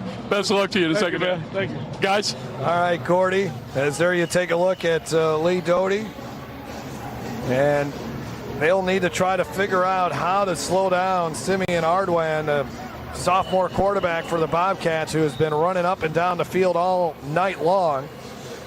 And Eunice needs to do something too. I mean, Sterlington's offense has been tough to stop, as they've been able to run and throw the ball effectively in that first half. Sterlington averaging 35 points a game offensively, and they put up 34 points in that first half. Look, if you're Eunice, you get the ball, start the second half. You've had success in the first half. Yes, you came up short with the interception there to end the second half. Just stay on the plan, stay on the path, come up with stops on defense. Those what both coaches mentioned there. They've got to start coming up with some of these stops. With the way the offenses are just trading jabs, sooner or later, you've got to stop them. Give your offense a 2-score lead so they can run their offense. They can run some of that clock, and they don't feel like they have to try to live outside themselves and do something that they're not used to doing. Sterlington kind of carrying the weight of North Louisiana. Only 3 schools from North Louisiana made it to the state championship. Oak Grove lost in the 1A title game, and you have West Monroe tomorrow night battling Zachary, the defending champs at 5A. And look at the night that Dallas Raygor has had. 17 carries, 102 yards, and a couple of touchdowns as he comes in with over 2,000 yards rushing. When you get over 2,000 yards rushing on the high school level, you're doing something really good. You're exactly right. It doesn't matter what level you're talking about. I mean, pee-wee, high school, college. I mean, if you get close to that number, you're doing something right. So Sterlington will kick off to Eunice. Jacob Green will have it teed up. And Eunice, Jordan Leday, who returned the kickoff along with Avery Lee. Back to return for the Bobcats as we're set to begin the second half of the Class 3A state championship game. Another sky kick here will be taken at the 32. And you're going to have good field position for the Eunice Bobcats. Back down to Gordy Rush. All right, we've got the winner of the poster contest. All right. Very exciting. Chad Richards with Raising Cane's is here, and then Chloe Cortez is our winner from Berwick. Tell me a little bit about the thought into this. Honestly, she thought our teacher told me what was my inspiration, and the light post. That's what I think of when New Orleans. So that was kind of the center focal, and then you have the bright dome at the bottom, which represents like the lights and stuff, and then the football. So. All right, hold that thought. We'll come to you after this play. Jeff, do that play. We'll come on back. 1st and 10 at the 42. First play from scrimmage in the second half goes for a yard. Back to you, Gordy. All right, so how long did it take you to do this? realistically, I had the design since sophomore year, but my friend that won last year, I didn't want to go against him because he'd been trying really hard. So he graduated last year. So I brought this design back up, and it took me 3 days, honestly. You did a great job. Thank you for y'all sponsorship. Oh, you're very welcome. We love doing things like this across the communities. Raising Cane's very adamant about being a part of our individual communities. We're proud of Chloe. We're glad to be here. She did a great job, and it's well deserved. Thank you so much, Jeff. Simeon Ardwan is running loose again. Up to the 28-yard line. Man, on this Superdome floor, he's probably feeling like this is a lot easier than running through the grass and mud that I got to do that in Eunice. 29-yard run. Look, he's been able to get to the edge. It's really impressive. You see a wing T offense, right? They run the middle of the football field, but when you have that speed, when you have that different element, you can do it with a quarterback like Ardwan. Gets underneath center. Lee will take the handoff here. Lee around the right end. And he gets up to the 21. Avery Lee is the leading scorer in Eunice history. How about that? That's pretty... Yeah, that's one of those schools where that means something. I mean, that's one of those stats you would absolutely love to have. They've played so many years of football. Not only have they played so many years, they've had really some championship quality teams. When you look at the late 80s, the early 90s, they were a team that a lot of people know about across the state. And he's also the best javelin thrower in St. Landry Parish, Avery Lee is. Talented kid, plays all kinds of positions. And he got the football again, and he's got the first down again. He was quiet in that first half, but he's got 15 touchdowns, and he's also thrown 5 touchdowns on the season. To be honest, they had 6 minutes of offense, and when you have a quarterback in Ardwan that's scoring basically at will, it's tough to get the other guys involved. He had the one nice run where he put his foot in the ground, got north and south, picked up a big first down to set up one of the Eunice touchdowns. 1st and 10 at the 16. Dion Ardwan for only a couple of yards. Ardwan averaging 5.5 yards a carry. Had 248 yards in the season opener. Got quick feet. Not that big, him and his brother. Simeon's got a couple inches on him, though. 2nd down and 7 as Eunice driving to begin the second half. Misdirection. Lee was looking to throw it. Now he just chucks it, and somehow it's caught, and it's going to be a touchdown. Are you kidding me? Tyler Darbone. Oh, my goodness. That is the ultimate no. Perfect throw touchdown. First, I thought he threw it to an offensive lineman. I thought it was 65, but it's Tyler Darbone. Well, this is some backyard football right here. There was so many different things going on in that play, Jeff. I'm not sure if they wanted to throw it, if it was ever supposed to be a throw. We saw pullers, we saw fake handoffs, we saw everything in that play, but it ends up in 6 points. And Eunice will go for 2 to try to tie the game. Simeon Ardwan, no. Boy, we have seen some unsuccessful attempts on 2-point conversions today. St. Thomas More had a couple they couldn't execute, but watch this. Yeah, you're right about this. This is like the guy that's chucking up the 35-foot three-pointer, and you're like, what are you doing? There's your guy, no gloves, no wristbands, no tape. And that is now 6 touchdown passes on the season for Lee. And that's the 6th touchdown catch for Darbone. Looked like the way Darbone reacted, that's how he drew it up. That's exactly. Well, 2-point game here. As Coach Lee Doty wasn't happy about something that occurred on that play.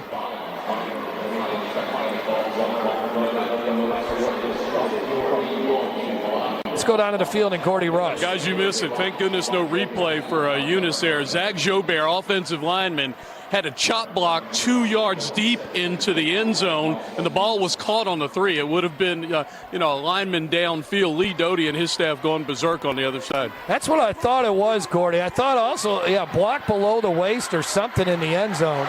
Oh, big-time hit here on this kickoff return. as Carlin Viggers makes the hit, bringing down the ball carrier for Sterlington, Leighton Rainbolt. Going back to the touchdown, usually when you have a play like that, when it's kind of drawing them up in the dirt, backyard football, you usually have a lineman downfield that he's not supposed to, because he thinks it's going to be one play. You kind of buy your time, make a play. Miss one there. Fortunate for Eunice. First offensive drive of the second half, and not much happening there on the first play from scrimmage. Taken down to the ground pretty quickly was Malik Davis, and Avery Lee in on the stop there for the Bobcats. 62 tackles on the season for the senior. He never comes off the field. Ultimate Iron Man. Sterlington looks like a shotgun formation.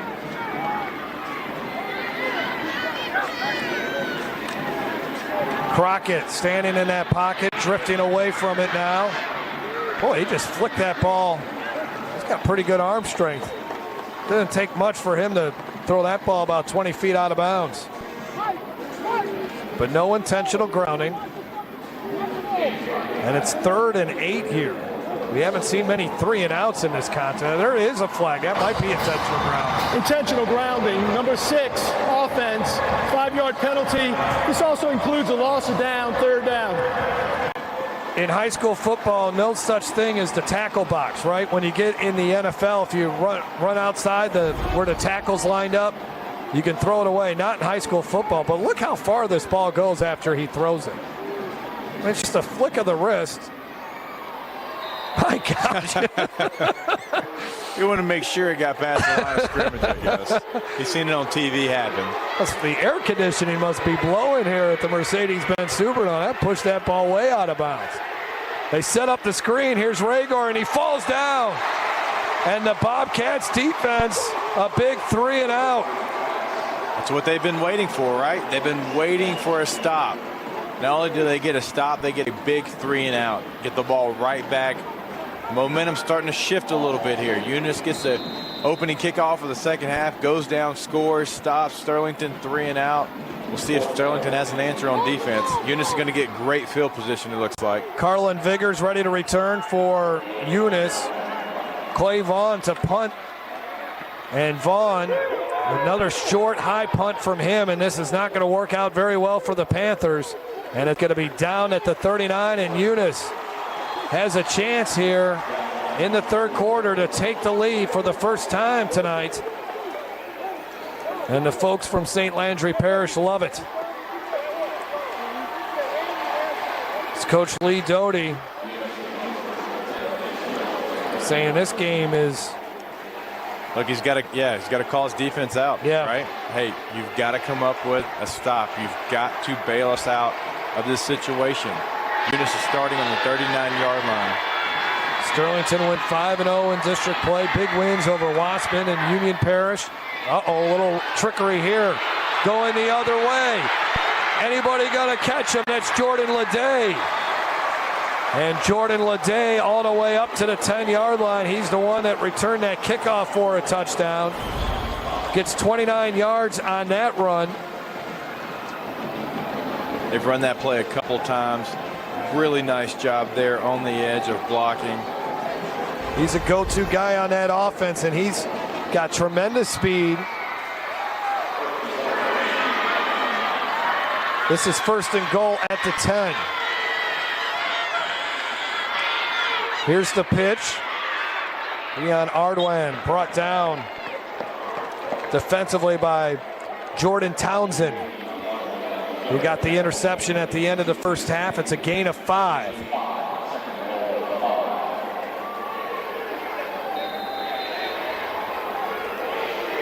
They expect Ardwan to have the ball in his hands on this play, see if he can do something himself.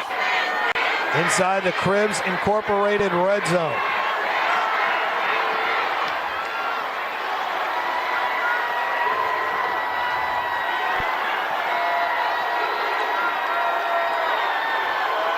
Under center is Simeon. Fakes the pitch, keeps it. Not much running room there. There's a flag down. Ball comes out, but Eunice falls on top of it. So a lot going on there. We'll find out what the flag is about.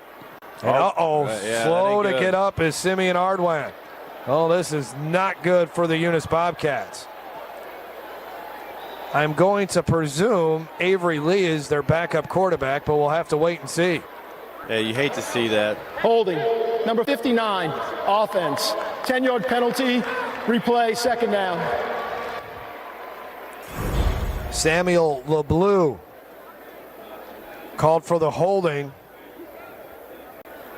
Ooh, got his foot caught underneath him, and you can see why he coughed up that ball. As Willie Holloway tackled him and then kind of fell on his legs. And they are now looking at the right knee. You can tell his brother was out there, obviously concerned, wanted to check on his twin brother. Let's go down in the field and hear more from Gordy Rush. So I was talking with some of the coaches before the game. So Simeon Ardwan has a history of that knee. He's had a meniscus problem. They were hoping to address after the season here, and that was he injured it in the Port Barry game and was limited for a little bit after that. So hopefully that's not the same knee, but he's been playing and playing courageously on that meniscus tonight. Yeah, he certainly has. Coach Paul Trosclair talks about how mature he is for a young guy. Again, a sophomore. Studies a lot of game film, asks questions, and then when they come to practice, they're ready to. When they come to practice, he's ready to run the offense, and not a good sign when they bring the cart out to take a look at a player. And hopefully he's able to come off on his own power, and that's exactly what he is able to do. We're going to take a break. More from the Mercedes-Benz Superdome after this.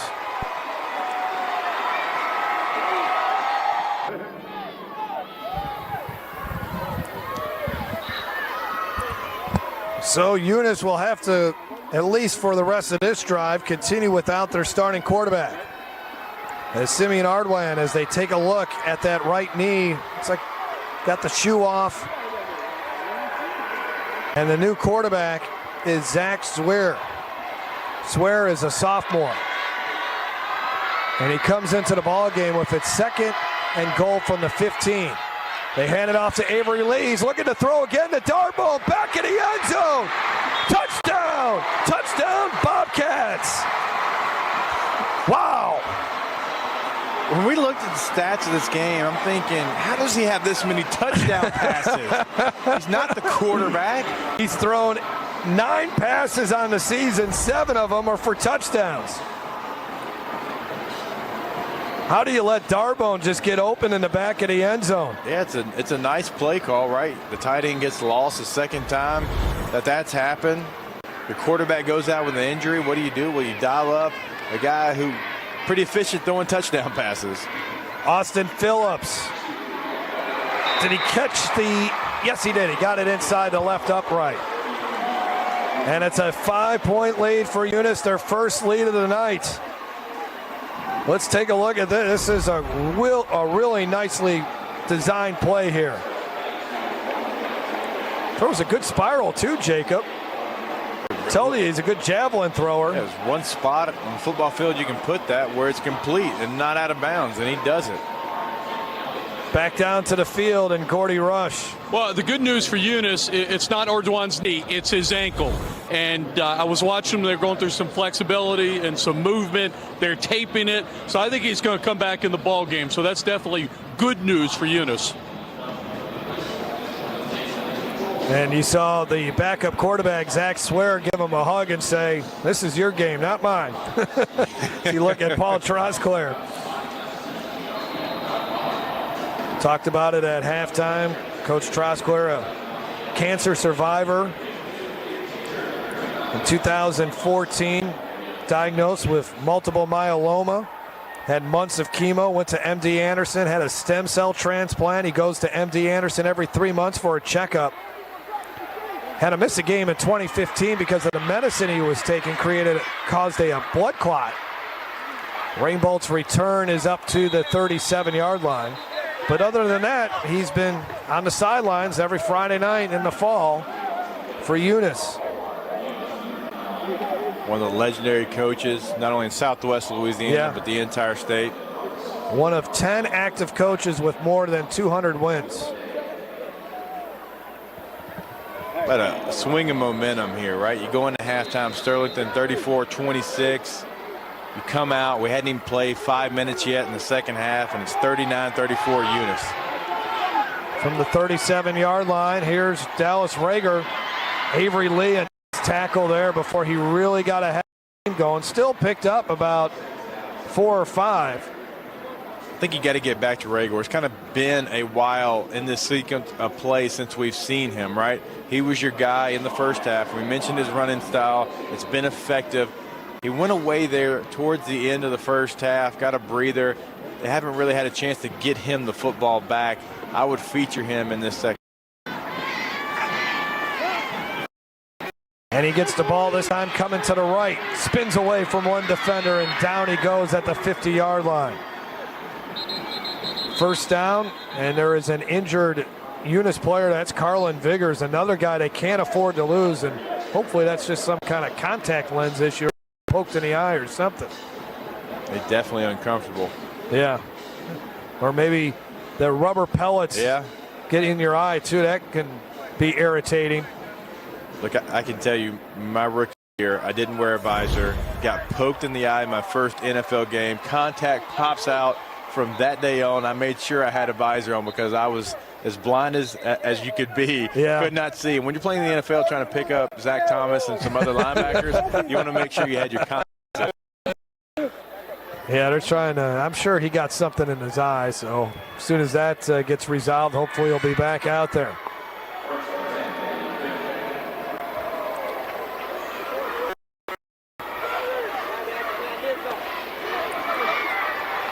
From the 50-yard line is Hayes Crockett. Rager's going to get thrown for a loss here. There's flags all over the place. Let's see what the flags are about. Man, to the backfield very quickly. Guy back to the street. Or excuse me, for Eunice getting back there defensively. There were not enough men in the line of scrimmage. The penalty will be declined. Bummer for Sterlington.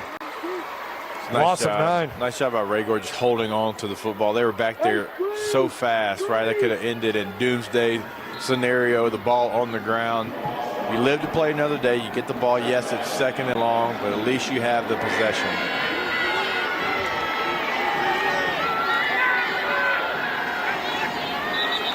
Another here before an illegal procedure, and Sterlington is going the wrong way. False start. Number 10, offense. 5-yard penalty. It remains second down. That's Hickson Street. All of a sudden, second down and 24 now. They got to get all the way to the Eunice 40-yard line. Yeah, Sterlington's got to put to this momentum Eunice has built in the first 7 minutes of the second half. Sterlington led it 34-26 at halftime. 2 touchdowns here in the third quarter for the Bobcats, and they have their first lead of the night. Crockett dropped right in the hands of Clay Vaughn. And it's 3rd and 24. Little unsettling right now for the Sterlington Panthers. Yeah, that would have been big. You could have picked up at least some yardage to make this third down more manageable. Now you're still looking at a 3rd and 24. You would have looked at about a 3rd and 12.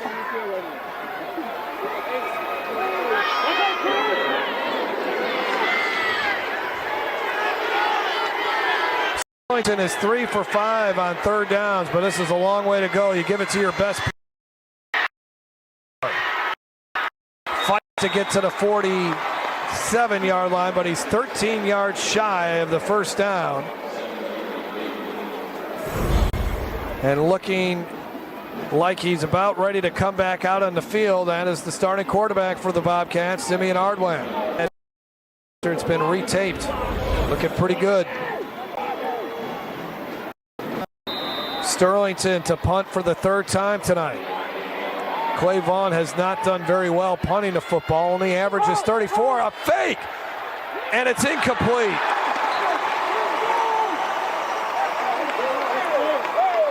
I thought they had another receiver that was wide open there.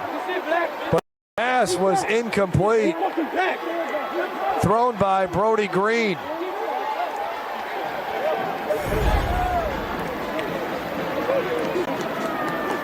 A couple games we've seen that haven't had success with fake punts around midfield.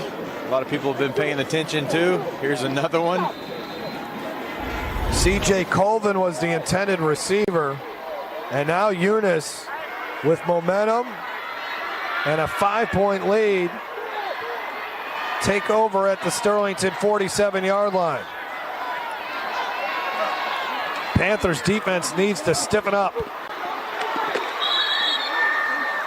Carrying the football there is Jewel Hill.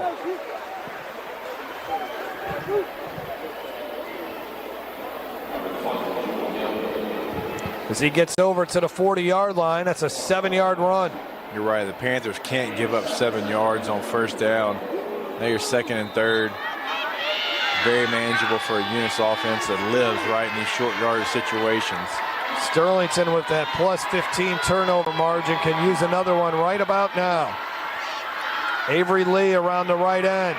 Avery Lee, another first down for the Bobcats to the 28-yard line.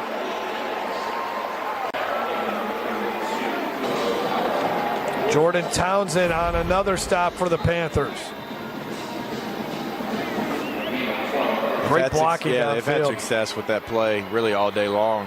They've also thrown a pass off of it, so now Sterlington's going to be on their heels looking for everything when they're in that formation with kind of the jet sweep motion.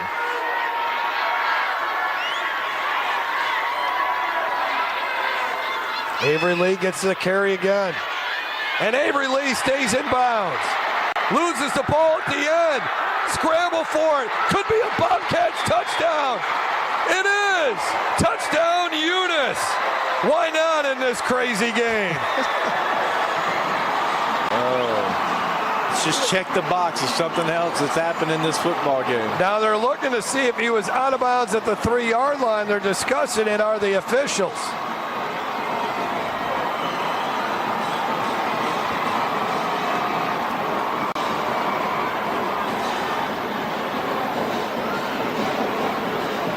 This is a very good officiating crew. They're going to take their time. Let's find out. The result of the play is a touchdown. The runner fumbled the ball into the end zone and then recovered by Eunice. Touchdown. Wow.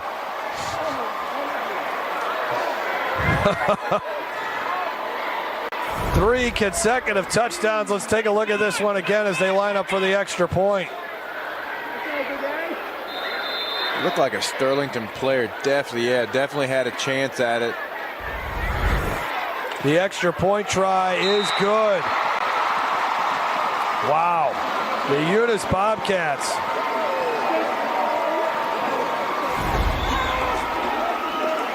It's a great look at it here. Nice job to get the ball out. Right there, goes in between his legs. Yeah, that's Townsend. And then falling on the ball is Dion Ardwan.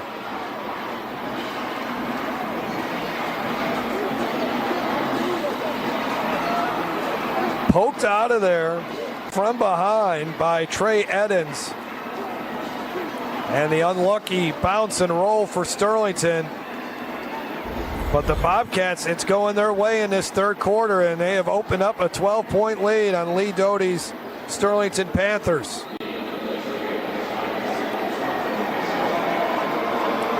.408 left to go. Sterlington, they need a drive more than ever right now.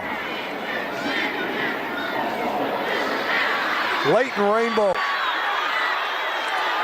Wow, he's brought down on a perfectly formed tackle there by Devin Richardson. Devin Richardson was kind of waiting for him and picked him up and threw him down to the ground.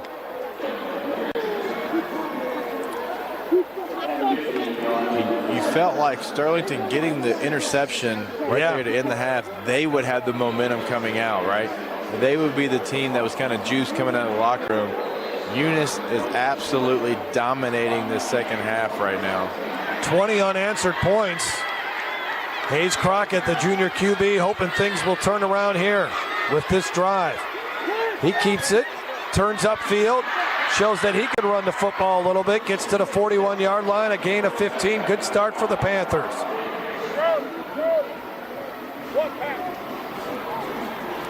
Well, we saw, what was it, 54-46 in the Division II state championship game? I didn't think we would get there with this one, but I think we will. I believe in the opening we talked maybe low scoring, grinded out type football. Be out of here in 2 hours. Yeah. Wow, they get them behind the line of scrimmage, and that's been the story defensively here for Eunice. They've been getting penetration, and they did a great job of it there. Jordan Oglesby along with Avery Lee. I mean, yeah, look, that's tough on a quarterback. When you're running that type of offense, and by the time that you step back from the line of scrimmage, you're getting hit by multiple defenders. This is the third drive of the third quarter for Sterlington, and the first two drives of the second half, they had issues where they got behind the chains and could not catch up. Rager, nowhere to run. This Eunice defense has stepped up in the second half. Brody Walker along with Avery Lee. And it's now third down and 13.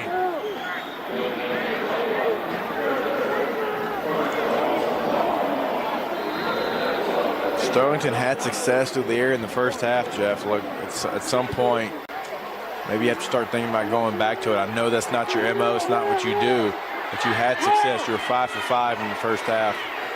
They're 3 for 6 on third downs. The fans from Eunice are on their feet chanting defense. Crockett got hit as he threw it. Incomplete. Had a receiver too. Darbone crushed him as he threw it. As you'll be able to see, he takes the hit, so he's not able to put anything into the throw. He had a receiver running a deep curl route that would have actually picked up the first down. He tried to step up in the pocket, do the right thing, ends up getting hit. Not able to get anything on the ball. 2 touchdown catches for Darbone and a big defensive play right there. Here's a good punt. And at least Eunice will start this drive from their 27-yard line. And he needed a good punt from Clay Vaughn, and they got it. But how do you stop this Bobcats momentum right now? I think it starts the same way Eunice stopped Sterlington. They got to get some penetration in the backfield and disrupt this offense the Bobcats run. Eunice had success with the wing-back swing. Got to be careful here. Probably going to go right back to it. You got to have penetration. So Simeon Ardwan will get underneath center. They keep giving it to Avery Lee, and Avery Lee, this play is just working too successfully right now for Eunice. If you're a Sterlington fan, it's just a wing back, right, taking a sweep action. You call it a swing, a sweep, whatever you call it. That's what they've been able to have success here in the second half. It's a play that they've not only run, they've thrown off of it as well. Got to set the edge if you're Sterlington. Don't allow wing to be able to get to the corner, get to that edge. Lee's been able to do it really all second half. They haven't stopped it yet.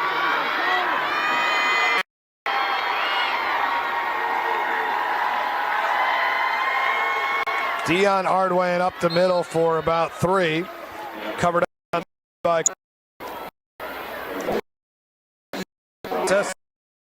points. Integrity. Order. You've got faith in your defense, so even if you don't get the first down here, you feel good about sending your defense.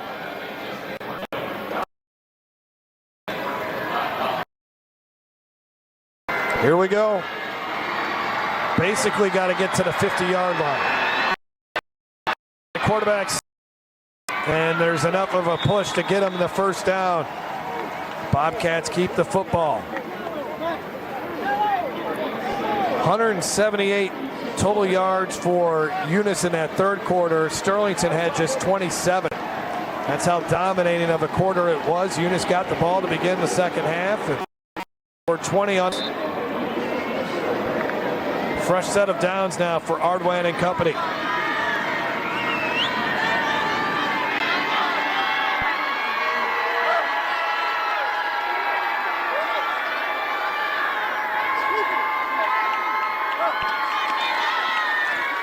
Went into the middle, and he is brought down rather quickly. Bryce still wanted the defenders there. Been impressed with the push that Eunice's offensive line's gotten in the second half. We mentioned they've gotten on the edge a couple times, but when they've wanted to run up the middle, their offensive line has gotten them pushed 3 yards down the field here. It's really been the difference. Sterlington not able to penetrate on defense up front. Eunice on both sides of the football is. Zach Jobert is the leader of that offensive line for Eunice. Lane DeVilliers also a good blocker. And brought down from behind, a big stop there for Sterlington defensively. Finally a tackle behind the line of scrimmage. It seems like it's been forever since the last time they were able to do that. And that's Dorian Edens coming from his safety position to make the tackle. Really good disciplined football, because if you'll remember, Jeff, in the first half they ran the same exact play with a lot of success. They hit a big gainer on it. This time Sterlington sits at home, tackle for loss. But he's really played well the last couple of weeks here for Sterlington. 3rd down and 9. And Ardwan in the shotgun formation. Ardwan will run it, but Sterlington right there shoving him out of bounds. Reed Handy, 4.0 student, making the tackle.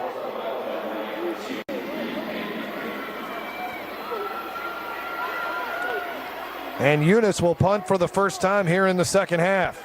Eunice tried to motion a guy from the boundary, kind of come into the formation. You could tell they wanted to get outside this block. Nice. They come after Lee, gets it off. He's got a good leg. Rainbow fair catch, and he takes it at the 17. 10:01 left to go in the Class 3A state championship game. That was a 34-yard, and it's been stuck at 34 for a while here on CST. Must try. Can't. Trying to get it to Leighton Rainbow, and all of a sudden now 3rd down and 6 as they took a shot downfield. But you got to go back. You're a veer team, but your quarterback has the arm. You got to throw one up. You're down 2 scores. 8 minutes left. The clock continues to run. Crockett perfect 5 in the first half. It hasn't been that way here in the second half. Huge 3rd down coming up, and Rager dropped the ball, and Eunice has it. Hello. Falls on top of it, a huge hit for the Sterlington Panthers.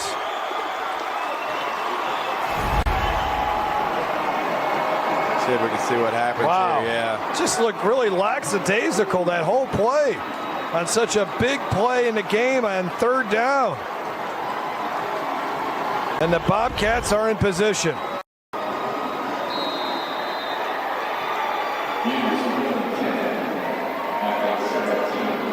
I was telling you, Crockett was 5 for 5 in the first half, but the junior QB just won 5 for 3 yards. In the second half, some misdirection here. And now throwing, there's wide open, touchdown Bobcats.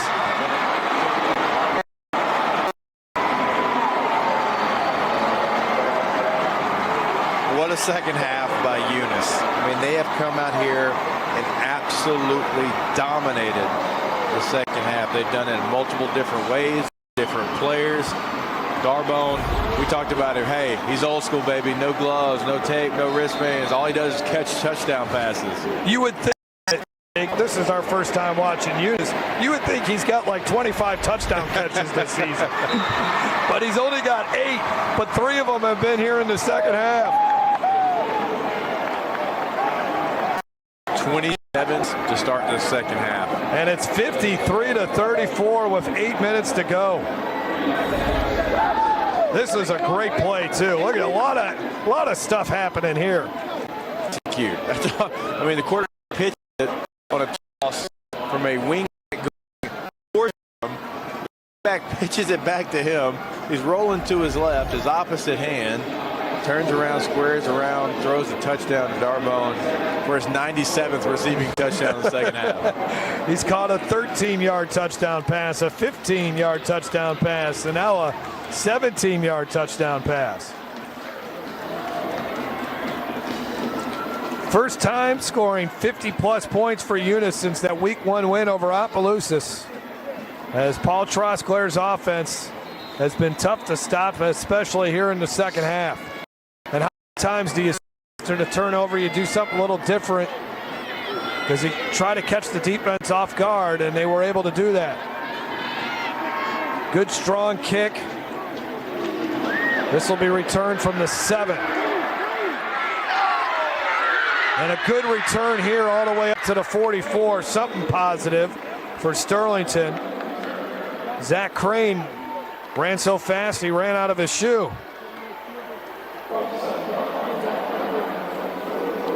First and 10 for the Panthers at the 44. Now it's time to dig in the bag of tricks. If you've got a special ball play up, if you've got something you've been working on all year, you've been holding on to it, go ahead, empty your gun here, Sterlington. From the 34-yard line, we have a whistle. I don't think Eunice is elected to take their second charge timeout. they only had 10 players on the field. We'll take a break. The Bobcats trying to win that first state championship since 1982. They're in a good position right now. We've had some nice sandwiches here on a long day of football in the Mercedes-Benz Superdome, but nothing like some good old-fashioned charbroiled oysters. From the 44-yard line, low snap. Rager's got it. Rager, one of really his better runs of the second half for about 8 or 9. Heard one of the Eunice coaches say, hey, let's not give up any big plays. We'll be okay. Yeah, look, Sterlington wants to do that. They want to run for 8 yards at a time. They'll allow them to do it. Yep. Run the clock.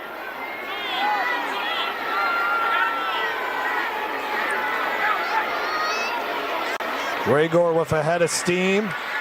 Another missed tackle. And all the way up to the 32-yard line as the Panthers try to crawl back into this one. And now Rager slow to get up. But he'll stay in the game. Tough kid. So you look at the statistics, his 10th 100-yard rushing game of the season. But a lot of those yards came in the first half. Been much more difficult. He'll stand on the sidelines for a play or two as they get in another running back into the football game. Avery Lee on the tackle. On the carry by C.J. Colvin, who took the opening kickoff for a touchdown. Rager had 10 carries in the first quarter alone. Like you mentioned, they're at the end of the first half. Try to give him a breather. In the third quarter, they shouldn't have any success moving the football. Colvin gets another carry around the right end. Avery Lee trying to bring him down, finally tosses him to the turf, and now we have a penalty back at the 18. Might be against Sterlington.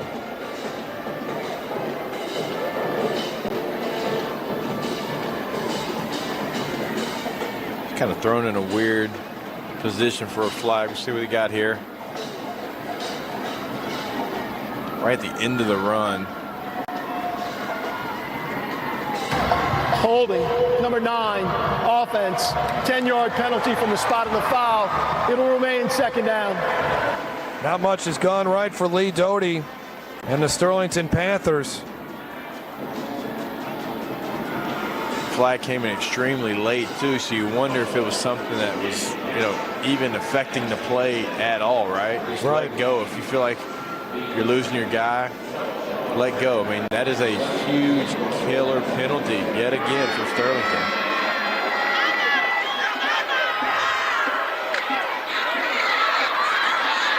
Getting close to the first down was Colvin.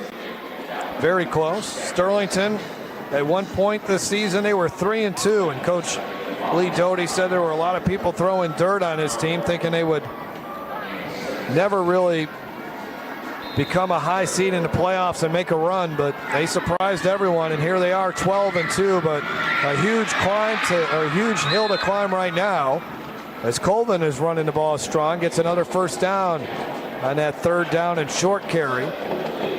Put together a nice drive here, but if you're looking your bottom right corner, that little thing on the right corner there keeps ticking down. At some point, you got to try to score. Got to get a couple onside kicks.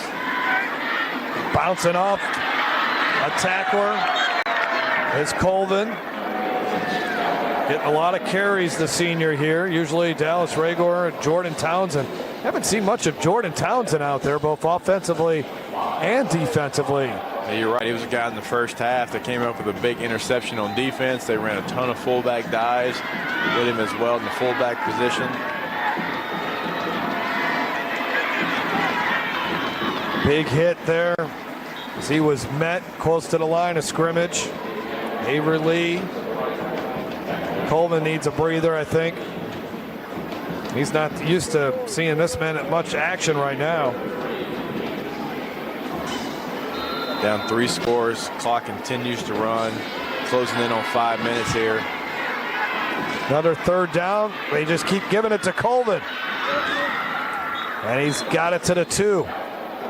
Got to have a sense of urgency. Get on the ball. Have your play ready. The clock's going to stop with a first down here. Already know what you're going to run. Have your guys. The center should have his hand on the ball right now. Got to try to save as much of this clock as you can. Jordan Townsend back in there. So is Dallas Rager. From the 2. Townsend, right side, and that's enough for a touchdown. Panthers on the board for the first time in the second half.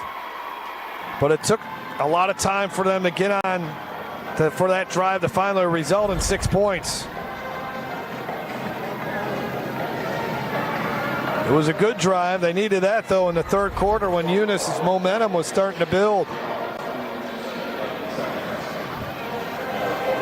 So here comes the extra point try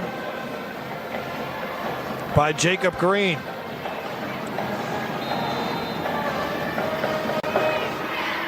You know, you have all 3 of your timeouts, but I still think down 12 now with that extra point. You need the onside kick. Yeah, I mean, you haven't been able to stop Eunice in the second half. You got some momentum. If you're down 1 score, absolutely kick it deep with those 3 timeouts. You're down 2 scores with an offense that you have not been able to stop really in the last 19 minutes of play here.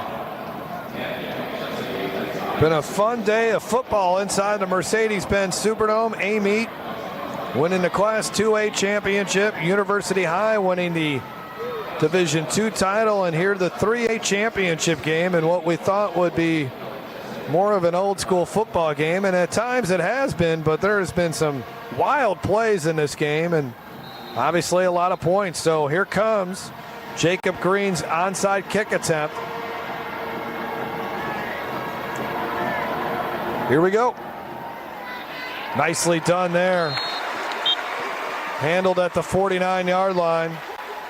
And never got that bounce that you all want it to always skip and then hit the high hopper. Stays on the ground. Nice job by Eunice recovering. Isaiah Darby getting on top of that one quickly. Go down to the field and Gordy Rush. Guys, you know why the whole community's here, because Eunice had won a state championship since 1982. Chris Carrier, Todd Kuti, 2 former LSU Tigers on the team. They came back in 98 and 99, lost to John Curtis both times. So the whole town's here and they're getting ready to celebrate. Gordy mentioned not being able to get a Baconator tonight. if they win this state championship, you might not get one all weekend. They're going to be here in New Orleans celebrating, enjoying this win. And this is the first time that they at least... Sterlington has elected to take the first charge timeout. And this is the first time they've advanced to the semifinals since '98. And first time they've been to the quarterfinals in 10 years. And I know Eunice has had some good teams where they've gone 8-2, 9-1. I vaguely remember a season that they may have even gone undefeated in the regular season, but it's been a while. So not only not winning a championship since '82, they haven't had any really long runs in the playoffs. Yeah. Like I can remember early in my career when an Evangel Christian was in 3A, Eunice was one of those teams that would typically be there. And you're right, they had some success, obviously in the 80s, mid to late 90s. They're a team that's had good seasons, but never really able to get over that hump and get back to this point. 2nd down and 6. As we're getting close to wrapping up a long day of football in the Mercedes-Benz Superdome.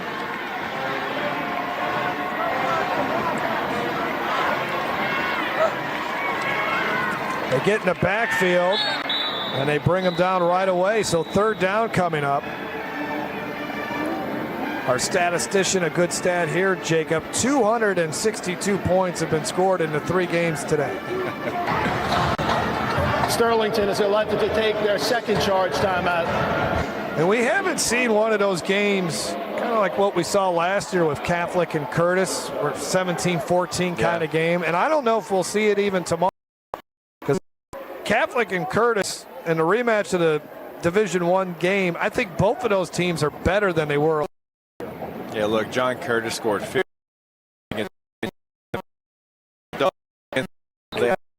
on tomorrow. Warren Easton and Edna Carter. There'll be a ton of people here for that. Zachary and West Monroe, and you can catch all the games here on CST. 3rd down and 6, but also encourage you to come down to the Dome if you can. And of course, all these games are going to be replayed over the next few weeks on CST. 3rd and 6.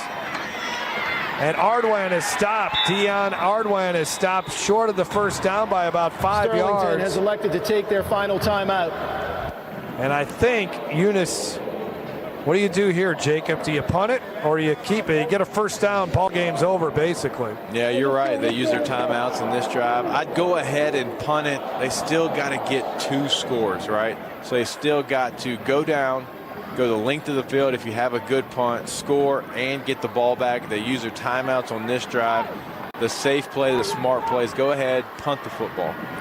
They're 2 for 2 on 4th down, but Avery Lee is lined up in punt formation. Hey, we got him outflanked on We this saw side. Sterlington fake a punt that did not execute very well, and if you got a good fake punt here for Eunice, you might want to drag it out. Oh, the snap almost got over Lee's head, but he was able to corral it somehow. What an athletic play by Avery Lee. That could have been disastrous. Then gets a great punt off as well. And it's down at the 14. 30-yard punt, but the key was just to get up there and tap. He basically taps the ball to himself. Oh my gosh, how did he get that? Wow. Imagine the momentum change if that goes over his head. Sterlington, short field. Wow. And he kind of jumped too early, too. And still was able to get a paw on it. And then hits it like a chip shot, right? Just chips it like a chip shot. All right, Hayes Crockett in shotgun formation here. Sterlington still alive, but not by a strong heartbeat. There's a bad pass there. It's a rain bolt.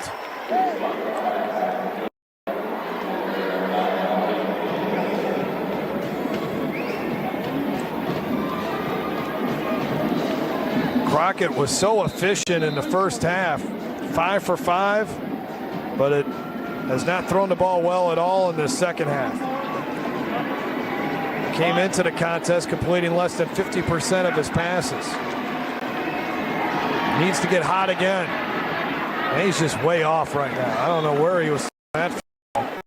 Reed Handy was the closest guy there, and Lee Doty is up at that clock and looking at the scoreboard, and the numbers are not in his favor. Last drive, it was an impressive drive. Look, had some good plays, but it took so much time off the clock for Sterlington. I think you got to run the ball here with Dallas Rager. See if he can't get you 10 yards or at least 5 or 6 or something. throw it. The pressure. And the trouble, and he just run out of bounds. Tried to throw it with his left hand, and that wasn't going to work. Yeah, it's almost. We saw Brett Favre do that on a Monday night one time, but pressure coming. You could tell he's trying to do anything he can to get rid of the football. Nice job there. Man, he looks like a completely different quarterback in the second half. He was playing with so much confidence there. He didn't know what he wanted to do with it, and now it's 4th down and 20. Back at their 3. Darbone, the guy of the game in the second half, right? Beats a tackle, the running back tries to come over and help, beats a double team, gets pressure on the quarterback. Low snap, he picks it up, fires it downfield, and it's incomplete. No flags. A one-handed attempt there by Reed Handy, and there is a flag in the end zone. What is this? Now, if it's 15-yard penalty, not an automatic first down, though, if it's roughing the passer. After the play was over, personal foul, face mask. This was a dead ball foul, and number 60 of the offense. Half the distance to the goal. Eunice will play first down. And the Bobcats, with 3:58 left to go, are in great position right now. Actually had a chance here at the ball. It's actually a really nice throw.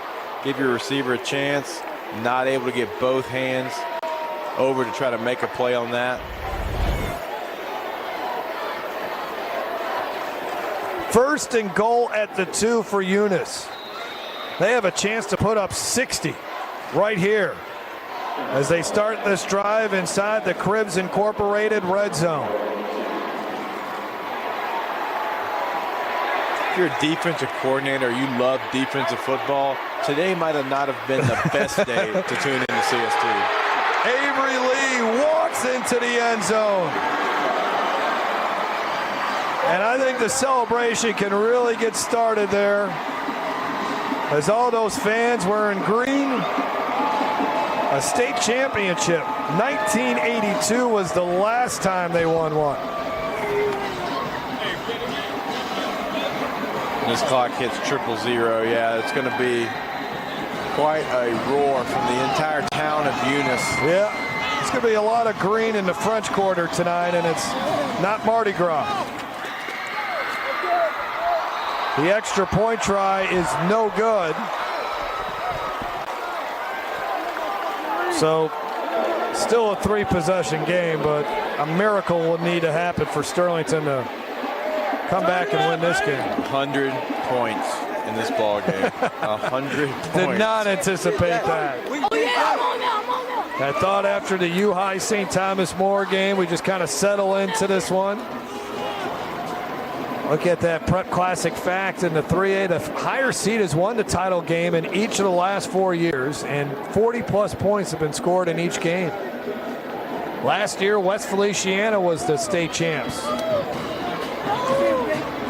And this Eunice team's going to bring back a lot. Now, they're losing a couple of offensive linemen, but they got a ton of sophomores on this team. And again, the reason why many people thought in a tough district that includes Church Point and Iota ended up being the #1 seed in 3A, that the Bobcats might only win 4 games or so. But Simeon Ardwan, Dion Ardwan, Joel Hill, all those guys are sophomores. Yep. Flag down on this return.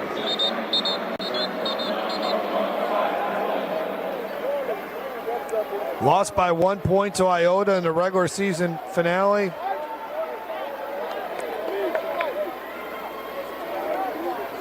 And one of the keys to the season is the fact that these sophomores really grew up fast. And they had a lot of guys back on defense too. During the return, holding number 66 of the receiving team, 10-yard penalty. Sterlington will play first down.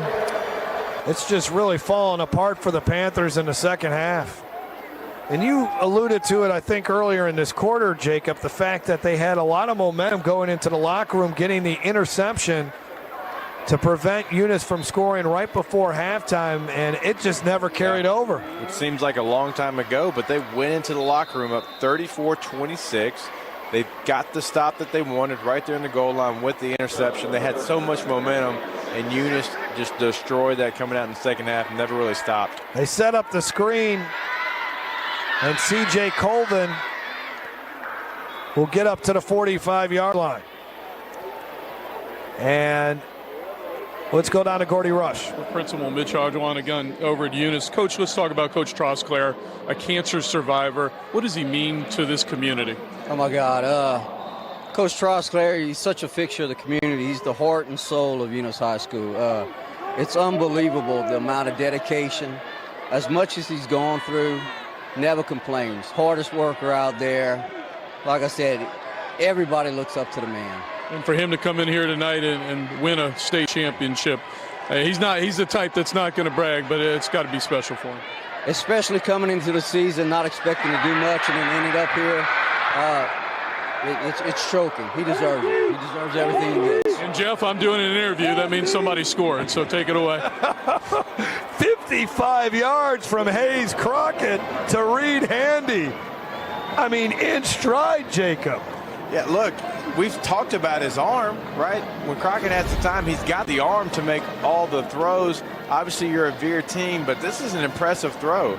One hitch, lets it ride, in stride. It's a big-time pitch and catch. It's just one of those deals, like, you wondered if they could have maybe got to the passing game a little bit earlier. Yeah. 3 catches for 113 yards for Reed Handy. He's been their big play guy. Came into this contest with 6 catches for 119 yards. But what a toss there. That was like Drew Brees to Michael Thomas. So, Sterlington could try the onside kick again. There was a flag, I think. Yep, there was. So hold off on that celebration just yet. The kick does not count. Illegal formation. Not enough men in the line of scrimmage on the offense.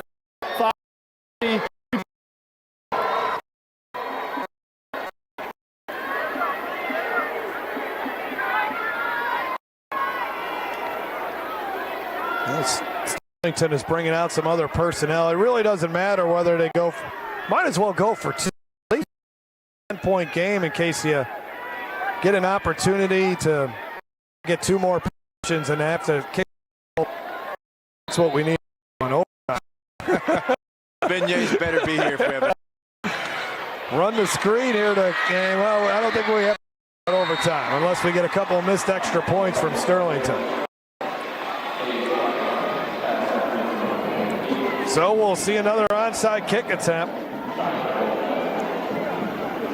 1 game, 100 points combined before today. That was that Acadiana Parkway 5A championship game a few years back. Today we've had 2 games with 100-plus points, and we've seen it in the NFL. We've seen it in college football.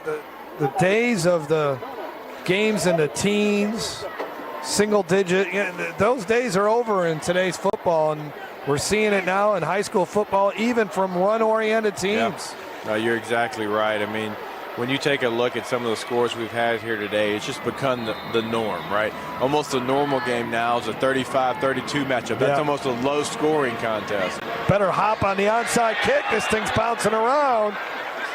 But Eunice gets it. A little better effort on that one, but guess who caught it? Our guy, Darbone. He's made a play or 2 in the second half. Guy. Oh, boy.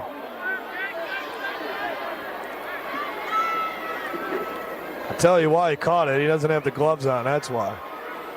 3 touchdown catches today for Darbone, all in the second half. Look at that, those numbers. What did Chris Carter say? All he does is catch touchdowns? But that's what they said about Chris Carter, I guess. Run there by Jewel Hill. He got out of bounds, though, right? Yeah, actually does Sterlington a favor getting out of bounds.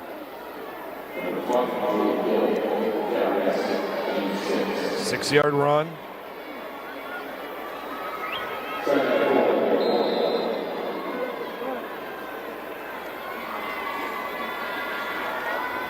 Look for him to run some type of fullback dive, quarterback lead here in the middle of the football field.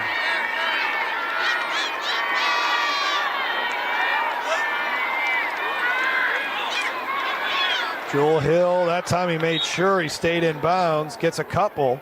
I'm surprised they even tried it, though, to be honest with you, with the chance stretching the field and getting out of bounds. But nice job there. Hill getting upfield, like you mentioned, make sure he stays in bounds. Simeon Ardwan ran the ball so much in the first half. We haven't seen him run the ball hardly here in the second half. Maybe,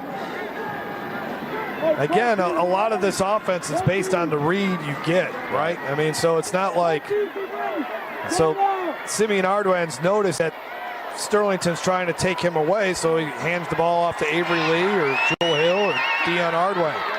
From Sterlington, I'm bringing everybody. I'm zero blitz. And I think Eunice is going to call a timeout right before the play clock ran to 0. Eunice has elected to take their last timeout. 59-47. Well, I know Gordy Rush isn't too used to high school football. Tell him not every game is like this on Friday nights. And like these 2 games that he's been part of this broadcast crew.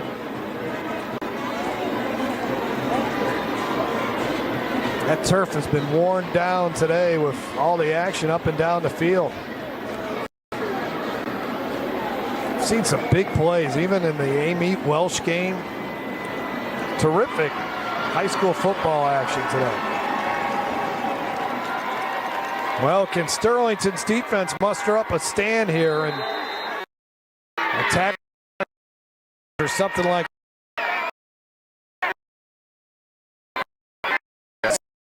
First should do.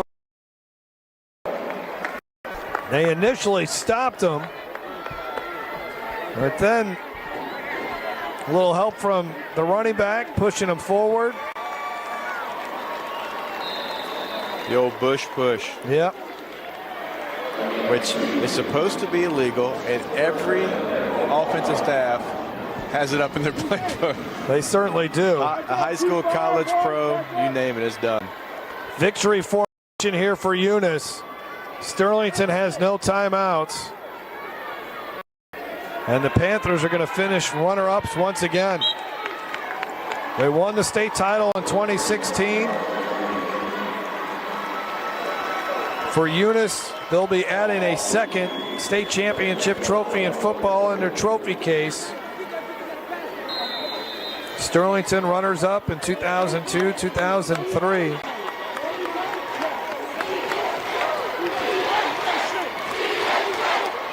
On the telecast there, that is the city of Eunice, who's all here in attendance tonight. Great showing from the Eunice crowd all night long. Loud chant of EHS.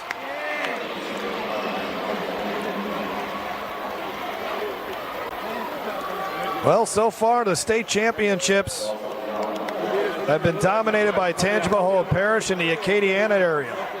Lafayette Christian, Notre Dame, Eunice, all from the Acadiana area winning a title. 2 teams from Tangipahoa Parish winning, Amite and Kentwood, and then of course U High from Baton Rouge. And 2 more Baton Rouge area schools have a chance to win tomorrow, and somebody just got the water cooler bath. Long time coming for a great coach in Louisiana, Paul Trosclair. It's kind of like that golfer, right, Jacob? When you finally win that first major, that puts you in an elite class of coaches, especially a grinder like Coach Trosclair. Exactly right. You win all these tournaments, but you really want to get that major. You finally win it. Makes it that much sweeter. Hey, back up, get out the way. Back up. Trying to get some more players out on the field. Looks like they're going to actually punt here. They're going to have to punt. Avery Lee's punt. His last play as a high school football player. What a great career he's had. 10 more seconds left to go. Sterlington's going to fight to the end. State championship situation. Outstanding season for Sterlington. Beating the #1 seed to get here to play in the Superdome. Nothing to hang your head about. You score 47 points. The magic. Well-fought ball game here today.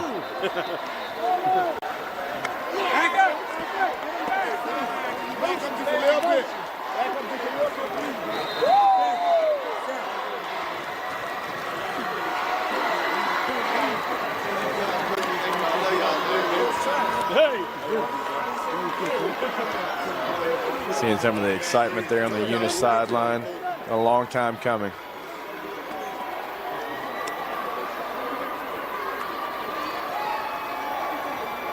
Here we go. Crockett under pressure. Crockett running around. That's the ball game. The celebration is underway. The Eunice Bobcats, your Class 3A state champions. Congratulations to Paul Trosclair and the community of Eunice.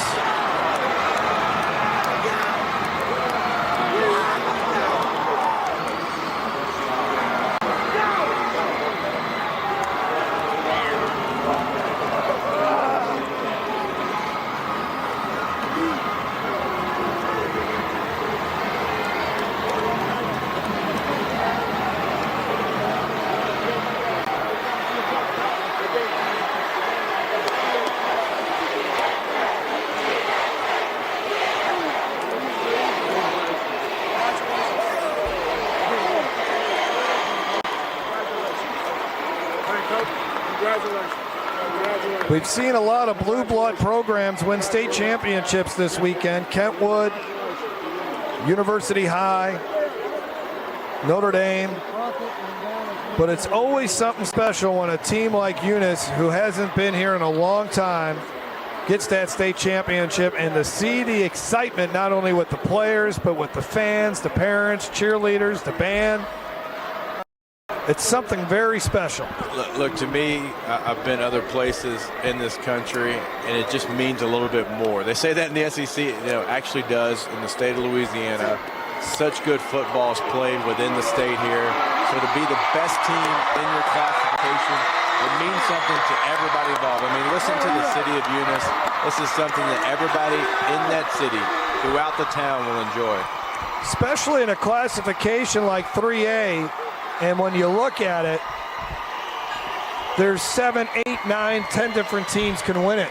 Richwood they were an 8 or 9 seed last year, and they were in the state championship game. This is one of those classifications where it's really wide open, and you never know who's going to win. And there's been some tight games throughout this bracket during the playoffs. No, you're exactly right, though. I mean, you got teams like St. James, Iota, Northwestern, Union Parish, Kaplan. All those teams are solid teams. You win 3A, you earned it. Yes, you certainly do. Let's go down to the field and Gordy Rush. All right, over here, Coach Trosclair, I tell you what, we talked at halftime. Your defense came out, bunch of stops. What'd you do? What sort of adjustments you make? We made a couple of adjustments in the secondary, and in the way we played one of our defensive linemen. And then we just talked about let's make some plays, and everything went against us. So we thought we would do better in the second half, and we did a lot better. Did excellent job. Offensively, you kept it going. Again, and it wasn't just one player. So many people stepped up, made big plays. It's been that way all year. The offense has been unbelievable. I didn't think we could score 59 points on these guys, but we needed to. And the Bobcat magic was definitely in place. And that was for the city of Eunice. Yeah. We did it for the city of Eunice, man. I'm so glad for those people because I know how excited they are. Coach, I know you well enough that I know you're not going to – it's all about the players, but you've been through a journey. You're a cancer survivor. Right. How much does this moment mean for you? I can't believe we did it. I can't believe I'm standing here. I'll have to just get back away from it and look at it one day because I don't know what to say right now. Well, congratulations. Well earned tonight. Thanks. I appreciate it so much. Jeff? Thanks, Gordy. Going to be a great holiday season in the Paul Trosclair household, as they got a lot to be thankful for, and hopefully does have a chance to kind of reflect considering not much was anticipated from this Bobcats team when it started with all these sophomores playing a difficult schedule. Difficult district as well. Yeah, I mean, you look at the district, one of the best in the state. Matchup, and it was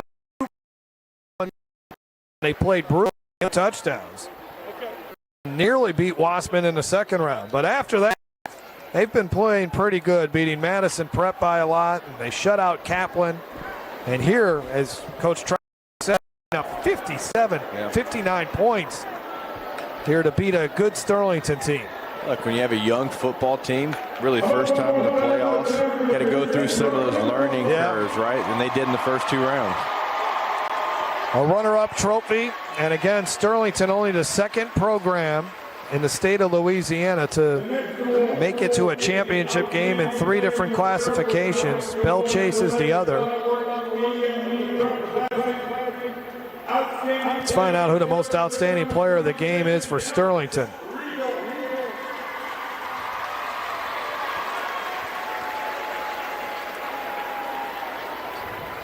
Dallas Rieger, your most outstanding player. He had a huge first half.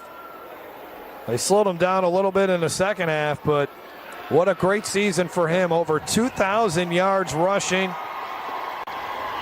leading this Panthers team to a state championship berth. Really an all-time season. You talk about that many yards. Congratulations to that young man.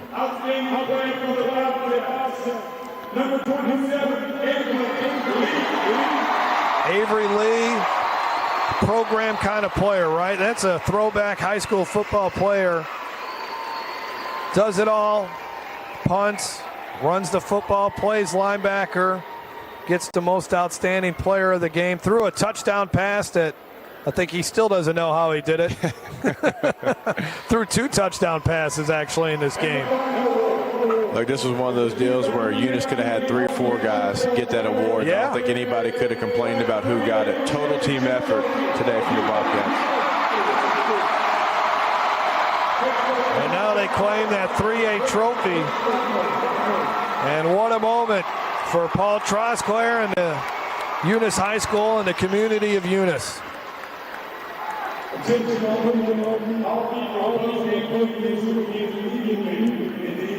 It's going to be a fun weekend in Eunice. It's going to be a fun Mardi Gras time in Eunice with this. I don't know if anybody's going to be in Eunice for a couple days. They're going to celebrate this thing the right way.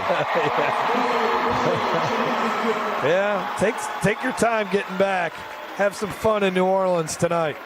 Hey, if you're getting on I-49 and you got to get gas, you better get it before you get to Eunice. Just a kind of a warning to everybody traveling back home.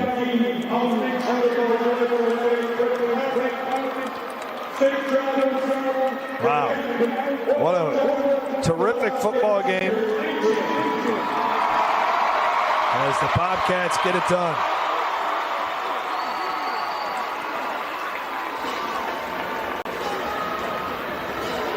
Gordy Rush will attempt to talk with the most outstanding player of the game, Avery Lee.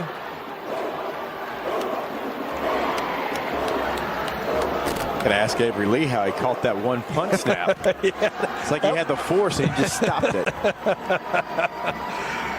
Yeah, that's right. That was kind of a big play there at the end as Sterlington was trying to get back in, and a high snap to Lee, and he somehow kept it from going over his head.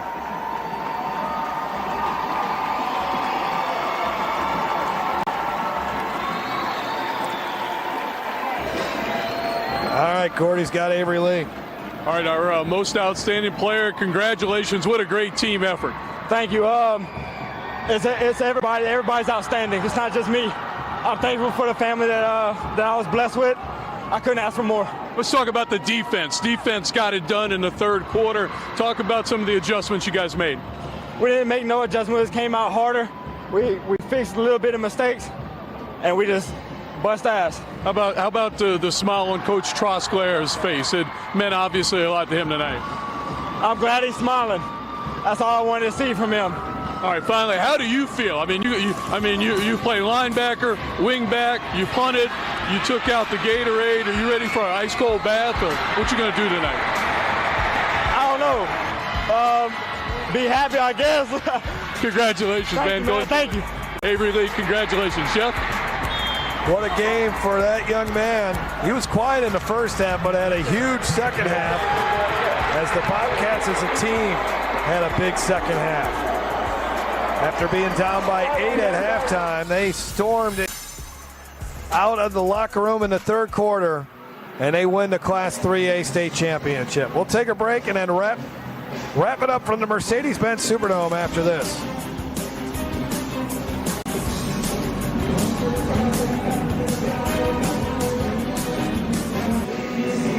What a day of high school football in the Mercedes-Benz Superdome. And it finishes with a state championship for Eunice, something they haven't done since 1982. And it'll be a fun ride back to Southwest Louisiana.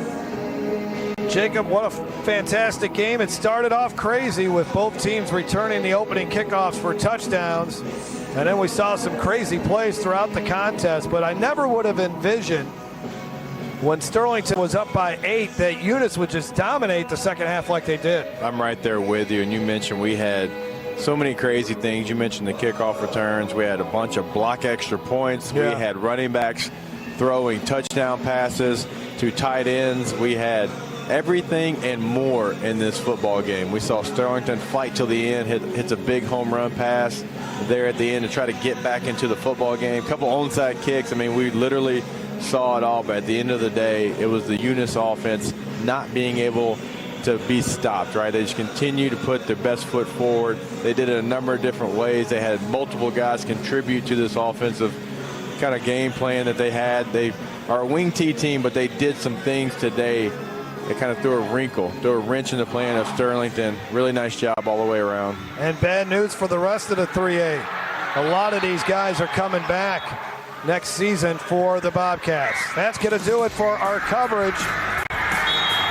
Our third and final day of the 2018 All-State Sugar Bowl LHSAA Prep Classic starts tomorrow at noon with the Division I matchup between the Catholic High Bears and the John Curtis Patriots, a rematch of last year's Division I championship game won by the Catholic High Bears. So join us tomorrow at noon for 3 more games. Want to thank everyone involved, our director, Walter Volpatti, Jeff Brenner, the executive producer of CST, our producer on site, Ryan Doyle, Gordy Rush on the sidelines, Tommy Cooper, our statistician, Jacob